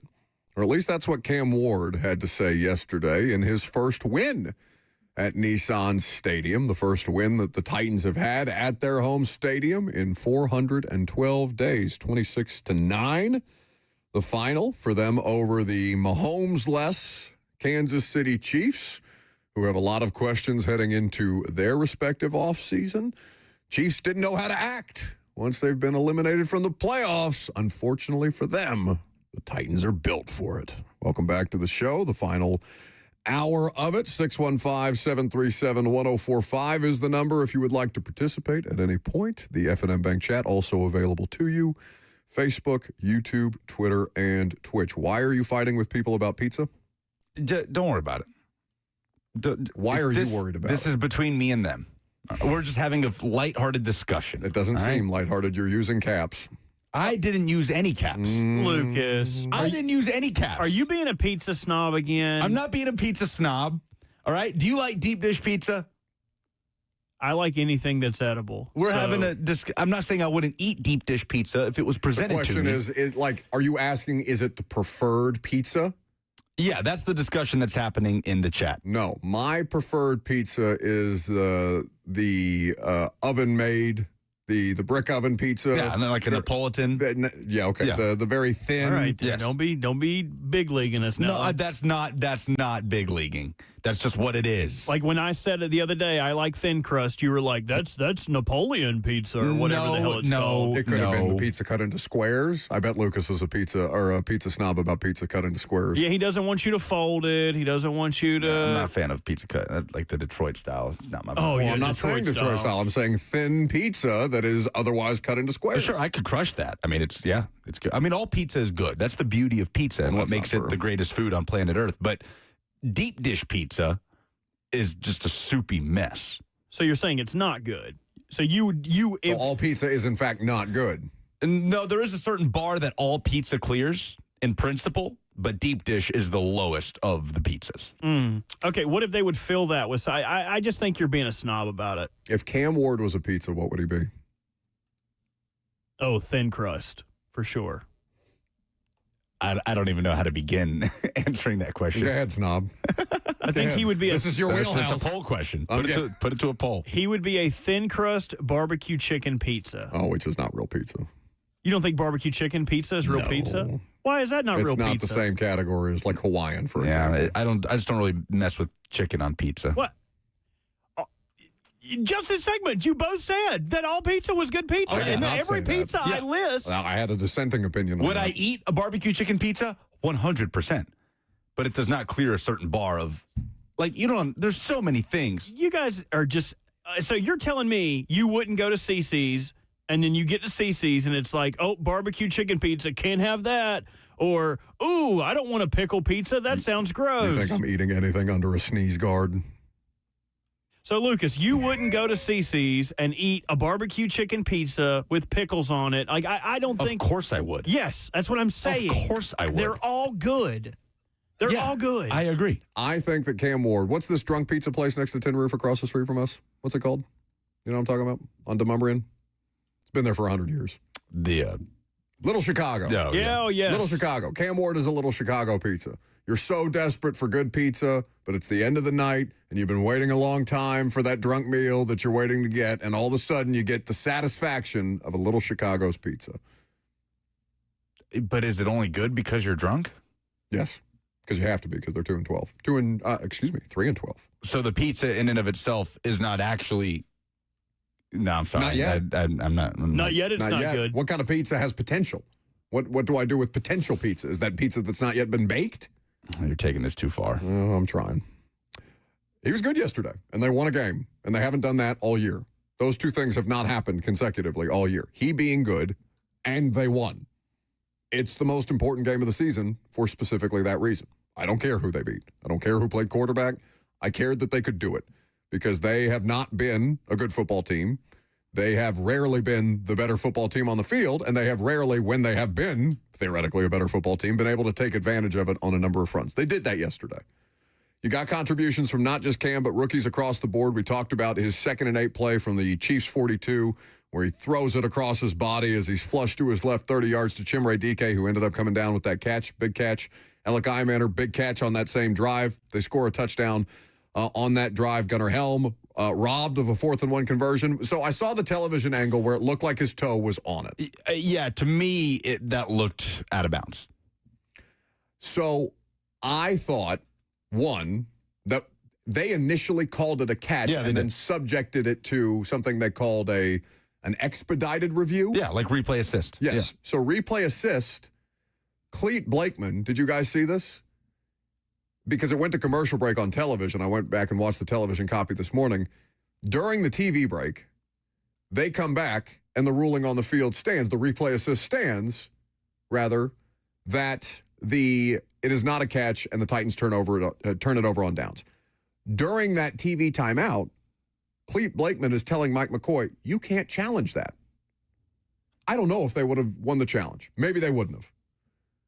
But the coach, McCoy, is being told incorrectly that he cannot challenge replay assist.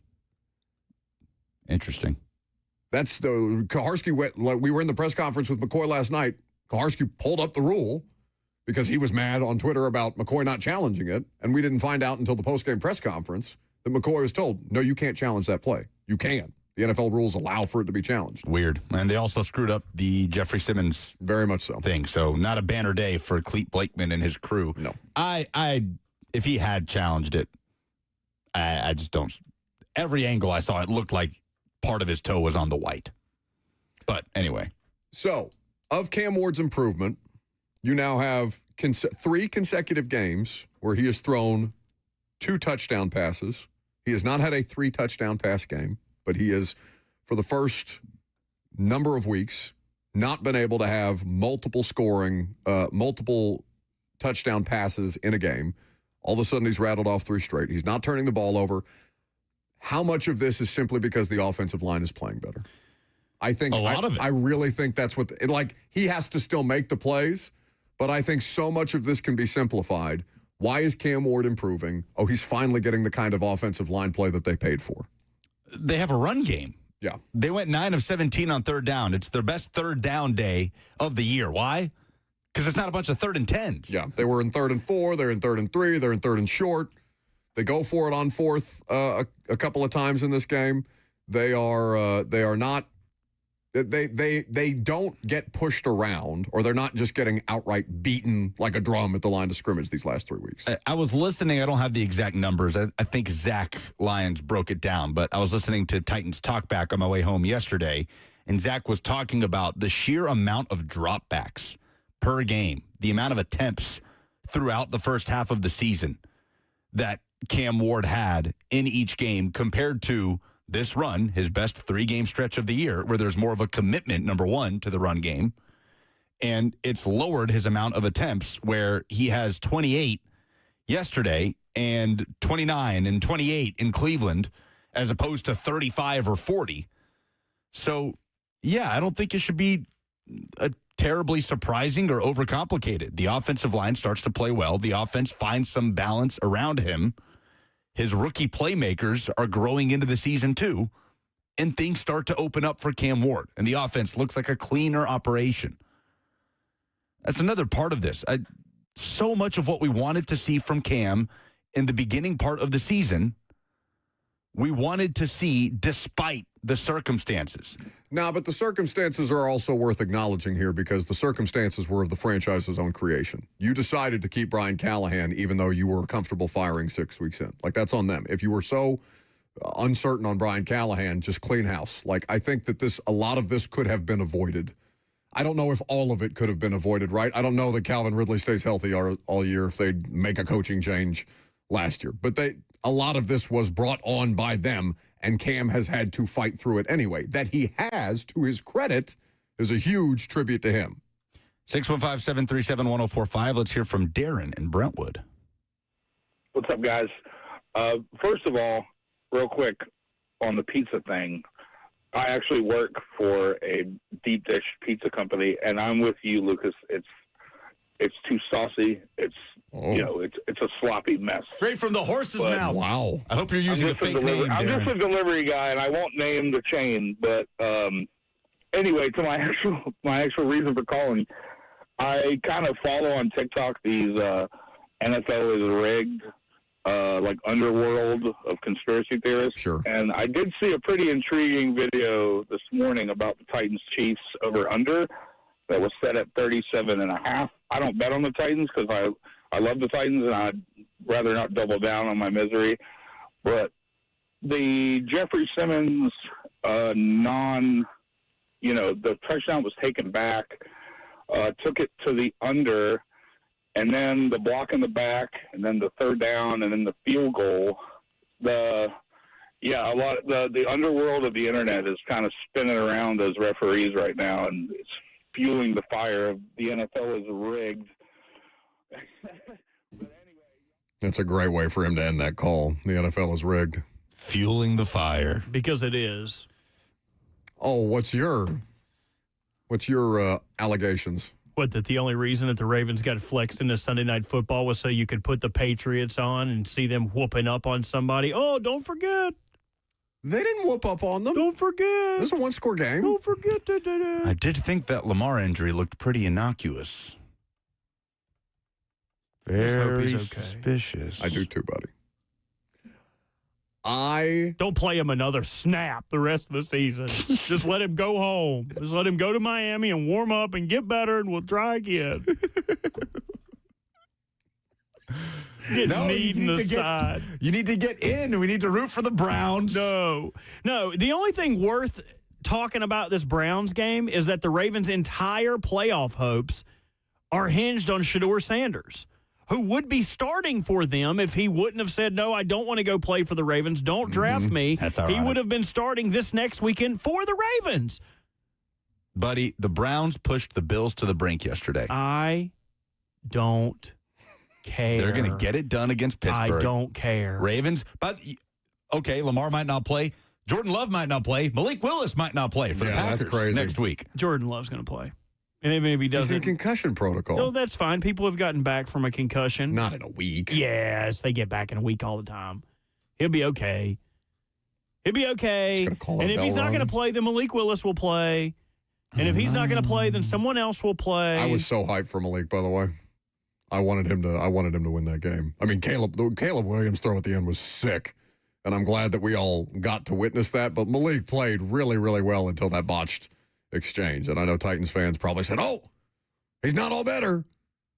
But he played. I mean, Matt LaFleur does a really good job with Malik Willis, who, by the way, will be a free agent at the end of the year. That would be an interesting situation.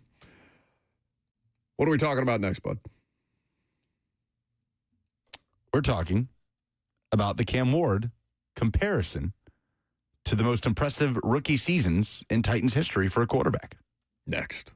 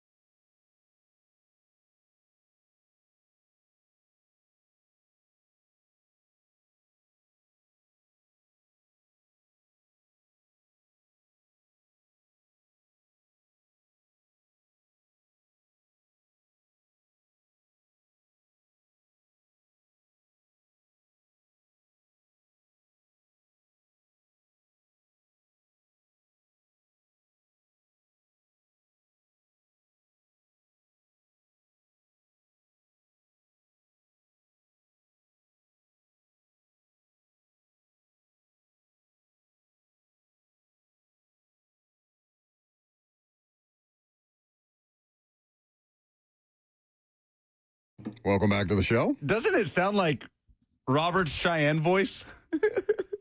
That's a technical foul. Oh, my God, it is. Is that the inspiration? Robert's voice for either Cheyenne or really anybody else that he is annoyed with at any given moment. So Cheyenne or me? It's this this is the voice. I mean, really, anybody. I just didn't want to do this anymore. Why don't you know how to play by the rules? What is that character's name in 8 Crazy Nights? Oh, dang it. If you wouldn't have asked me, I could have told you. Oh, really? That's how your brain works? You only have the information when I don't want it. Yeah, it's unfortunate. Hold on, I can figure it out, though. Old man. It's just such a great movie. Well, while Robert does that, can hear him. I'm almost there. Hard at work. Whitey. Whitey Duvall. Is it really Whitey Duvall? I thought that was a different character's name. And I'm covered with hair from head to toe. Looks like a Christmas sweater, huh? You can't double dribble in here. So Cam Ward. Yeah. Cam's done a great job. 15 games into the season. Does he have to wear a trading bra? Isn't that the line from the movie? Well, Cam does it, I do. I'm Whitey. Has thrown for 2,866 passing yards, 13 touchdowns, 7 interceptions. The yardage gives him the most in a single season by a rookie quarterback in franchise history. Not just Titans era, but franchise history. The previous holder was Marcus Mariota, who only played in 12 games his rookie year. So that's the big asterisk here. Mariota, was it an MCL injury? I think it was an MCL that ended his rookie season prematurely. It happened early in the season, and then they ultimately ended up shutting him down for it at the end. So Marcus threw for 2,818 yards his rookie year. If you're wondering how close Cam is in other metrics, Marcus completed 62.2% of his passes, Cam 60.2%. Marcus threw for 19 touchdowns. Again, this is only in 12 games. Cam, in 15 games, has thrown for 13 touchdowns. Cam does have 3 less interceptions. Marcus also had a pair of rushing scores and over 250 rush yards. Cam has 1 rushing touchdown, 138 rush yards. So it begs the question, is Cam Ward having the most impressive season by a rookie quarterback? We'll just keep it to Titans era. So the options would be, I mean, it's really a conversation about him and Marcus It's him and and not Marcus. Locker. Yeah, Locker had Matt Hasselbeck starting in year 1. To me, what Cam Ward is up against is harder than what Marcus was up against. Now, that is not, I was trying to argue that with you. Maybe a month ago, you were saying that Marcus had a much better situation than Cam. And now you have changed your tune. Wait, what? Did you not just say that what Cam Ward is up against is harder than what Marcus was up against? Yeah. Right. Like a month ago, you were saying that Cam has a better situation than what Marcus had. From a roster we had this standpoint. discussion. No, from a roster standpoint, Cam does have a better situation than Marcus does. I'm talking about everything.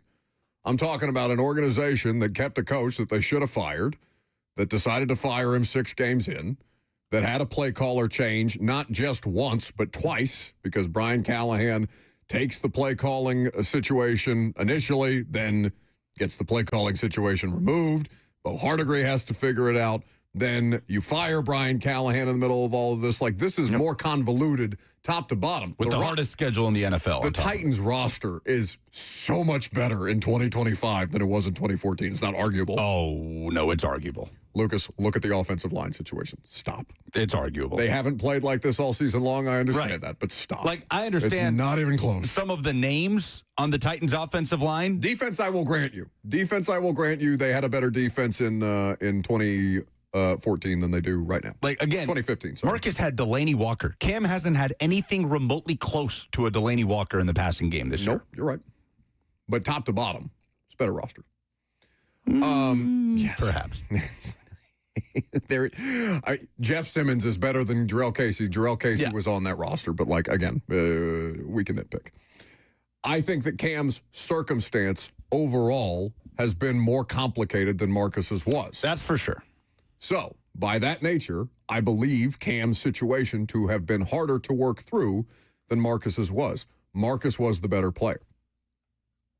So I can say, on the one hand, that Cam Ward has had a more difficult strength of schedule, has had a more complicated coaching situation, has taken 16 weeks to definitively look like that's the guy that I think you should be able to move forward with. You could argue that it started over the course of the last 3 weeks. That would be the best version of the argument. And you finally got the payoff yesterday. And you can question the validity of the win if you want to. I don't care. He won, they won, and they won because he was good. I like that. I need that. I needed to see it once this year, at least once this year. We may see it again. This Saints-Titans game, it's really for the sickos, but it might be fun. I don't know what Nissan Stadium is going to be like on this coming Sunday, but I'm genuinely curious about how this game is going to look. And it's two rookie quarterbacks that are kind of coming into their own and growing into the backstretch of the season. Tyler Shuck's been impressive over the last 3 games. So Titans Gnome on the F&M Bank chat does point out Vince Young was Rookie of the Year. And that's true. He was Rookie of the Year. Yeah, but how did he do it in the kind of offense that he was playing? Well, yeah, the numbers are fascinating for VY in 2006 because the numbers aren't great. Right. I mean, he started in 13 games in 06, threw for 2,199 yards, 12 touchdowns to 13 interceptions. But it's what he did on the ground that separated him, right? That really is what made him a special player, and that was the case for him throughout his career. But VY, rushing-wise, why can't I just scroll down to his, there we go, 552. His career high in rushing came his rookie year. 552 rush yards, 7 touchdowns, 6.7 yards per attempt on the ground. So that is really what separated VY, and I guess that was maybe a somewhat weak year for rookie quarterbacks. That was probably a time, too, where Rookie of the Year for a quarterback, it probably looked a little bit like that because we weren't as obsessed with playing quarterbacks in year one. And entertainment value, Vince Young beats them all, right? Like the entertainment value of Vince Young when he was on, now it's chaotic, but by far the most fun of those 3 players or 4 players who have been rookies with this organization in the Titans era. So the way that you phrased the question was, which is the more impressive rookie quarterback between Marcus and Cam? Yeah, I guess more keep impressive. it between those two because VY was flashy and he got you so excited for the future. They put him on the cover of Madden. Yeah. Like, picture that. I know, it's the first Madden I ever bought was that Madden. So, yeah, and he had some impressive performances. So I guess that would have to go to VY, the most impressive rookie year, especially if you win Offensive Rookie of the Year, even if the numbers don't really match up in the passing game. Yeah, so... But for the purposes of this conversation, Cam and Marcus had a much more comparable situation than VY did with Jeff Fisher. I was more over a shorter period of time because Marcus... So this was Cam's 15th game, yes? This was, Yes, this was Cam's 15th game. Which, by the way, I heard Taylor Zarzer say this on the Titans radio broadcast. He's the only quarterback in the NFL who has played every snap. I believe it. For his offense. I believe it. It's probably the biggest talking point because he got sacks number 50 and 51 yesterday, right? He officially entered the 50s. Titans have allowed 3.4 sacks per game, which is bottom 6 in the NFL. Interestingly, in 2015, Marcus's rookie year, Titans allowed 3.4 sacks per game. So he's tough as hell. I don't know what Marcus's rookie year would have been had he been fully healthy. And the context of Marcus will always come with had he been fully healthy. But I was more impressed by the player that Marcus Mariota was in his rookie season than I have been with Cam. That doesn't mean that Cam can't be a better quarterback or can't be a more successful Titans quarterback. Again, talking about being impressed in their rookie seasons. And again, I will grant you the context of Cam Ward's schedule and situation being the stuff of, it's a house of horrors that he walked into, and he's battled through it. God bless him. I was more impressed with Marcus's rookie season. Because Marcus was just simply the better quarterback, like prospect. That's just what it was coming in. He was a better prospect, no question. I don't know. I don't even think that's also one of those things I don't consider to be arguable. Yeah, like if Marcus Mariota as a prospect is in the 2025 draft, he's the number 1 overall pick, no question. But yeah, I think it is fascinating to look at the situations they were surrounded by. Yeah. In 2015. Both a mess. Because there are a lot of similarities, both a mess in different kind of ways. You're right in that Marcus, in terms of the talent in front of him, did not have the talent on paper that Cam has in front of him on the offensive line. The problem is, at what point do you separate talent from what has actually happened on the field? And it's not until this last 3-week stretch that the Titans' offensive line is anything even close to where the talent says it should be or where the expectation was before the season. I'd be interested to look at some underlying metrics, right, and pass protection numbers and run blocking on how the Titans' offensive line through the first 12 games this year stacks up against that O-line back in 2015. I bet it wouldn't be that much different. Well, I don't know. I mean, the Wills Vitex of the world. And, sure. I mean, who? No, it was 100%. Running back. I don't think you guys they didn't at any point have a Peter Skoronski in front of him. Nope. And Skoronski was awesome yesterday, too, by the way. Pollard is a better running back, certainly, than Antonio Andrews. But I do think the importance of Delaney Walker for Marcus that year is really hard I agree. to overstate. You talk about a bailout option, something that Cam just hasn't had all season. So, there are also some comments to the effect of Marcus was the better athlete, and it's not just one. I've seen at least 2 of them in the F&M Bank chat. Marcus was the better athlete, but Cam is a better quarterback. Okay. That takes you kind of to the intangibles too, right? That you need to be a quarterback in the NFL. We brought up the Bussin' with the Boys interview that Marcus had with Taylor and Will, where he said it took until really watching Ryan Tannehill sit down and meet with Arthur Smith as the Titans starter when Marcus was the backup, watching Tannehill put his fingerprints on the offense. No, I like that. I don't like that. And Marcus, he said in the interview, I was never in that mode. It was always, I'll run whatever you give me. And most of the time, or at least in certain situations in the early going, what did Ben Jones tell us? That him and Marcus Mariota are having to figure out how to call a no-huddle offense without any assistance or with minimal assistance from Terry Obisky as offensive coordinator at the time. But in terms of that mentality, Marcus was always the quiet leader type, right? He himself said he would be shy about putting that onus on an offensive coordinator, on giving your opinion on things like that. So I think that you have to be a plus athlete to survive the way that the NFL, certainly the evolution of defense and defensive players, to give yourself a viable, basically to not being a sitting duck. And Cam scrambled, how many times did he scramble yesterday? Scrambled meaningfully for the first time in a while yesterday. Yeah, he had an 11-yard scramble. He ended up, I think, with 9 net rush yards. Marcus's legs also help him be, or can help him be, a better quarterback in his rookie season than Cam was, because Marcus is a threat that has to be defended that way. Cam has not really been that consistent. There have been moments, and when he does that, it helps the offense. Being a better athlete does not mean that Marcus Mariota was not also as good of a quarterback as Cam has been in spurts. And I don't want to just do it box score wise, because the box score does not fully give the context of the moment. Well, I'm talking about the mentality aspect of it. Yeah, sure. No, that's that Cam plus. Right. Did Marcus have that early on in his career enough to be a franchise coach, to grab a team by the reins? No, this one, Cam is uniquely equipped to come in here and tell 30-year-old men what to do. Marcus was not.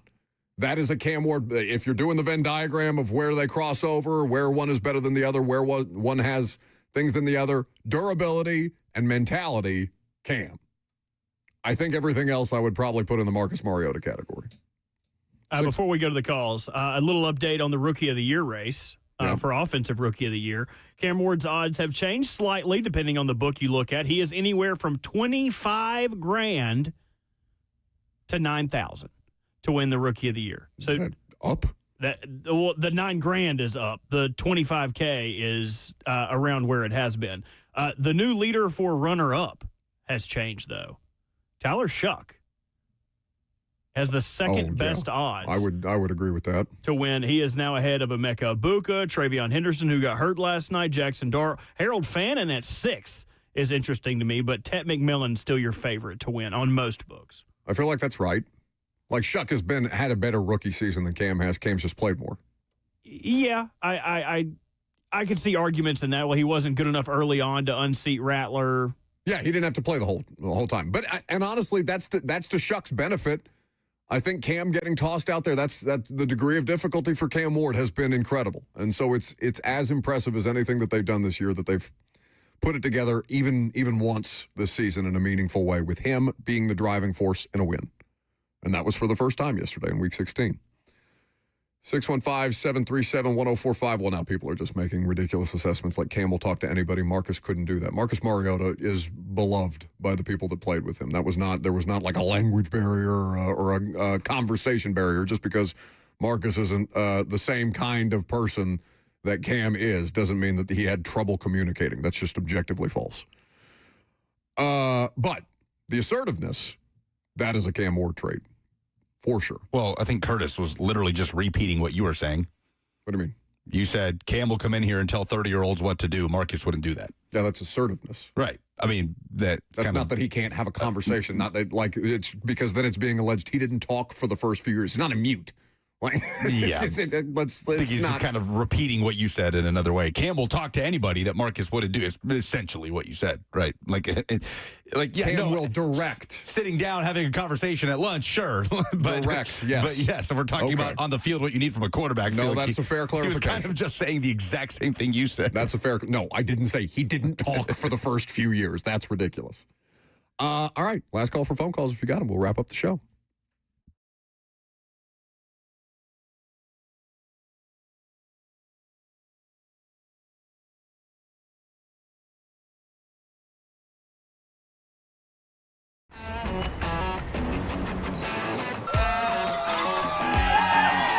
Smashville hockey. Around here, it can sound like a language of its own. But hey, if you can pronounce Demumbrian, then names like Yossi, Shea, Marchessault will roll right off the tongue. Nashville Predators, only in Smashville. One of the largest sports books east of the Mississippi, Circa Sports Kentucky, is now open. Catch all your favorite games on an 80-foot screen with stadium-style seating and live VSiN broadcast daily. Circa Sports, now open at the Mint Gaming Hall, Kentucky Downs.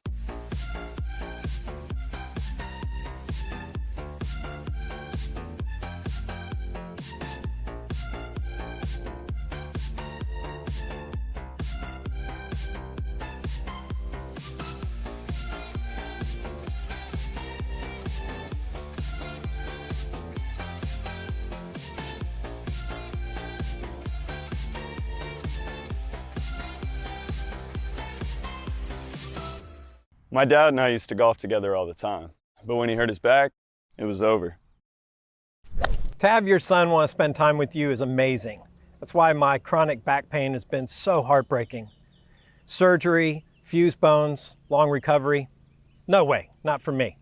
A friend recommended stem cells, so I gave Kellum Stem Cell Institute a call. I'm glad you're out on the course. Yeah, it's really good. Call the Kellum Stem Cell Institute today. Swing still looks just okay, though. Selling your home can be stressful, but it doesn't have to be. Get a guaranteed offer from Mark Spain Real Estate. There are no showings, no open houses, no stress. Work with the #1 real estate team in the U.S. and close with confidence. Go to markspain.com today. I'll be home for Christmas. You can count on me. I'll be home for Christmas,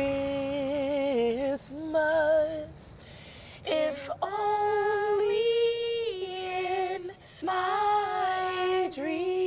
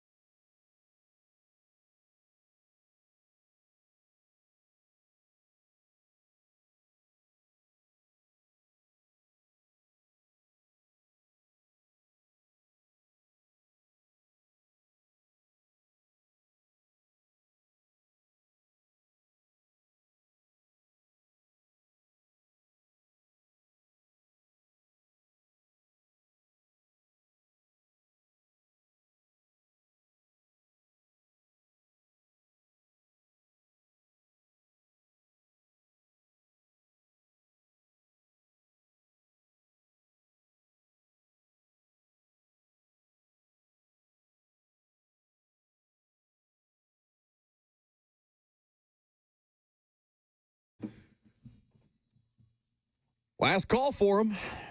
615-737-1045. We'll send Lucas on his way for the holidays. It'll be me and Robert tomorrow. What are you doing? Take me with you. Come on, buddy. Let's go to Birmingham. I would much rather. No, you wouldn't. What's in Birmingham? Besides a Hattie B's, of course. There is a Hattie B's in Birmingham. There's been one. Lorenzo is in Birmingham. He's not. He's in Brazil with my mom. Who? My father.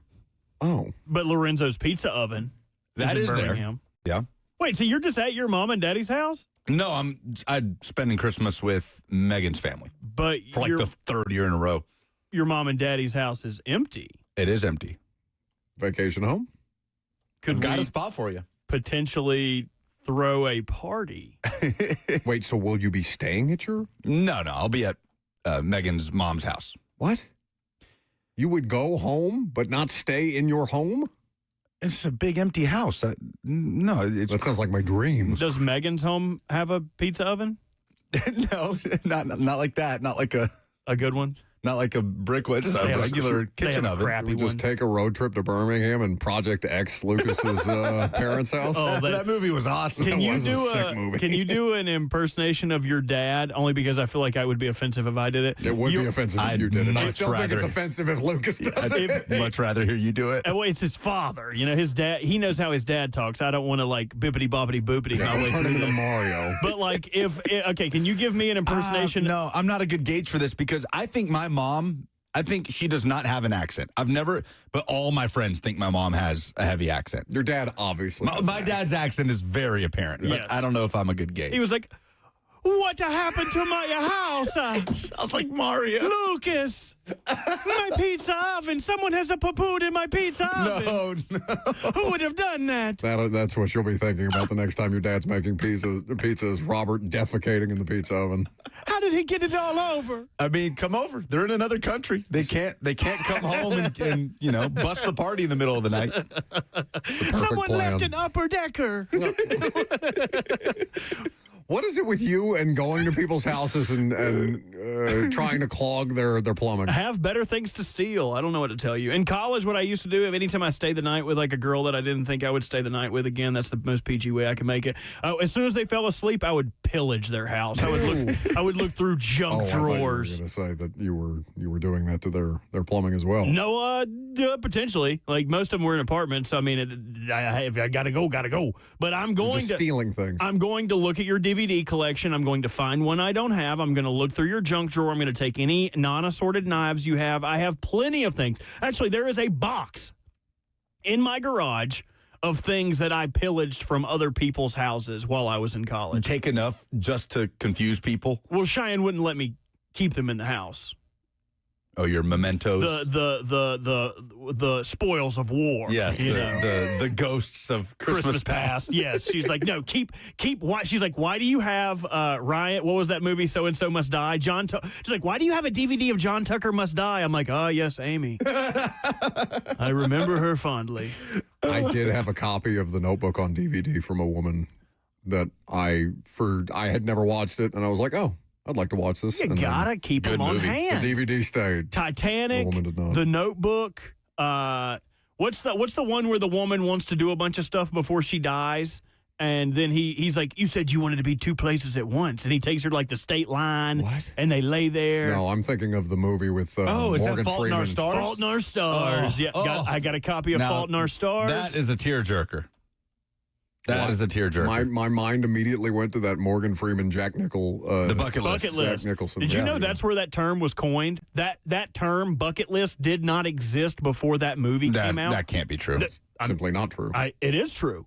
It is true. And you're both categorically false in your assessment of the situation. How does it feel to know that nobody trusts you because you are a prolific liar? Well, prolific thief as well. I belong to the Thieves Guild. It was popularized by that movie. Oh. Popularized, not invented. Okay, yeah, look up usage. They weren't using it in the 14. I can't wait to get on my horse. That is on my bucket list. No one was saying that in Europe. Rest in peace, Rob Reiner, who directed The Bucket List. Oh, I thought you were going to say Jack Nicholson. I was like, whoa. I was going to say, would you just break some news? What happened? The Rob Reiner thing, by the way. We didn't, it's not like we would never, but. I don't know. It's a crazy story. Anyway. Okay. Jacob is in Bellevue. What's up, y'all? I just wanted to say that I think Cam Ward is going to have a better career as a Titans quarterback than Marcus Mariota, partly because he just has that drive. Like, hard work beats talent when talent fails to work hard. Marcus Mariota, he had all the talent of the world. He was very polarizing coming out of Oregon. And Cam, to me, like, yes, there was talks about him at Miami, but he didn't have that same path. And I think just him being humble and knowing where he's from just gives him that drive to really want to be great. And, yeah, they should draft Cornell Tate and help my boy out. That's all I got. What was the last part? Draft Cornell Tate. Oh, okay. Help my boy out. Marcus Mariota work ethic and humility was never a talking point. Yeah. Like Marcus Mariota had to apologize to us because he said, like, damn, at a press conference one time. His mother called him. I think Marcus Mariota remembers just fine where he comes from. You know, if I can hear an argument for, I think Cam will be a better prospect than Marcus for durability issues. If he's just healthier, then yes, Cam. Yeah. And that the reason Marcus didn't work is because his body failed him. Yeah. That's it. He'll be starting on Christmas Day if he is healthy. Lucky you, Netflix. Somebody alleged that my European voice was. Do you guys remember Hey Arnold? Of course. Do you guys remember the bum that lived in his apartment? It was like he was always home, but his wife was at work. His name was Oscar, and he talked like this. What do you mean, honey? And it just. I always just think of Family Guy. It just set me back. Who is that on Family Guy? No, it's when Peter is like at the Italian deli. Oh, and he's wearing a mustache. Yeah. And he just starts doing the bobbity boopy. Well, I think he was talking about my, they don't say the bucket list in Europe. Oh, okay. Get with it. That's exactly. If you guys could go hear that guy's voice, you'd be like, dang, that's a good impersonation. Can I stream Hey Arnold somewhere? That might be fun. Paramount, I would believe. Isn't Paramount the Nickelodeon? I have no idea. All right, let's probably have dice roll. Dice roll. It's Paramount. Take the call. Yeah. Bo. Yeah, you can watch it on Paramount. I told you. Bo is in Columbia. How's it going, guys? Just want to say what up to Lucas. We used to call some games together. Hope you're doing all right, man. What's up, Bo? So back to the BY discussion. I feel like the reason his rookie year on an island was so praised was because it was a season of moments. Like, they only won, I think, 6 to 7 games. But they had a ton of impressive comebacks and moments that made that VY season real special to me personally. And to reframe the discussion y'all were having about Mariota and Cam, I just want to look at them like moment for moment, because Mariota had the big game against Tampa to open the season. Cam has like 3 to 5 throws this year that make you go, wow. But I don't think either has the number of moments that VY year had. Thanks, guys. I think it's fair context. Yes. VY won Rookie of the Year with moments, with the 21-0 comeback against the Giants, the walk-off overtime touchdown run, 50-plus yards against Houston when he went back home for the first time. No question. VY had the highlight reel moments that propelled him to Rookie of the Year. Okay, let's knock out some polls. Let Lucas get out of here for the week.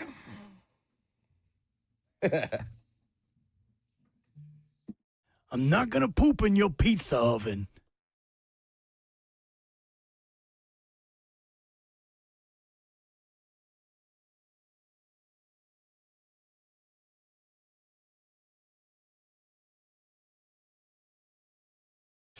Presented by Two Rivers Ford, the South's most trusted Ford dealer. What was your biggest takeaway from round 1 of the CFP? Ken says we have to stop the G5 charity cases. They're not charity cases, but they deserve to be in their own playoff. What was the most impressive part of the Titans' win against the Chiefs? Allen says Cam deep shots. John says complimentary football in all 3 phases, special teams setting up the safety, Cam with the 2 big throws to Io Manor and DK, and so on. To me, yes, you got those things, but Cam was the most impressive part. He did it, and he did it in a win. That matters. Who has been the better Titans rookie quarterback, Cam or Mariota? 63% are going with Cam. That's interesting. Those are the polls. Very good. That's the show. Have a good Christmas, buddy. Merry Christmas. Okay. Everybody out there. We'll send Lucas on his way. Bert and I back on prime time tonight. See you there.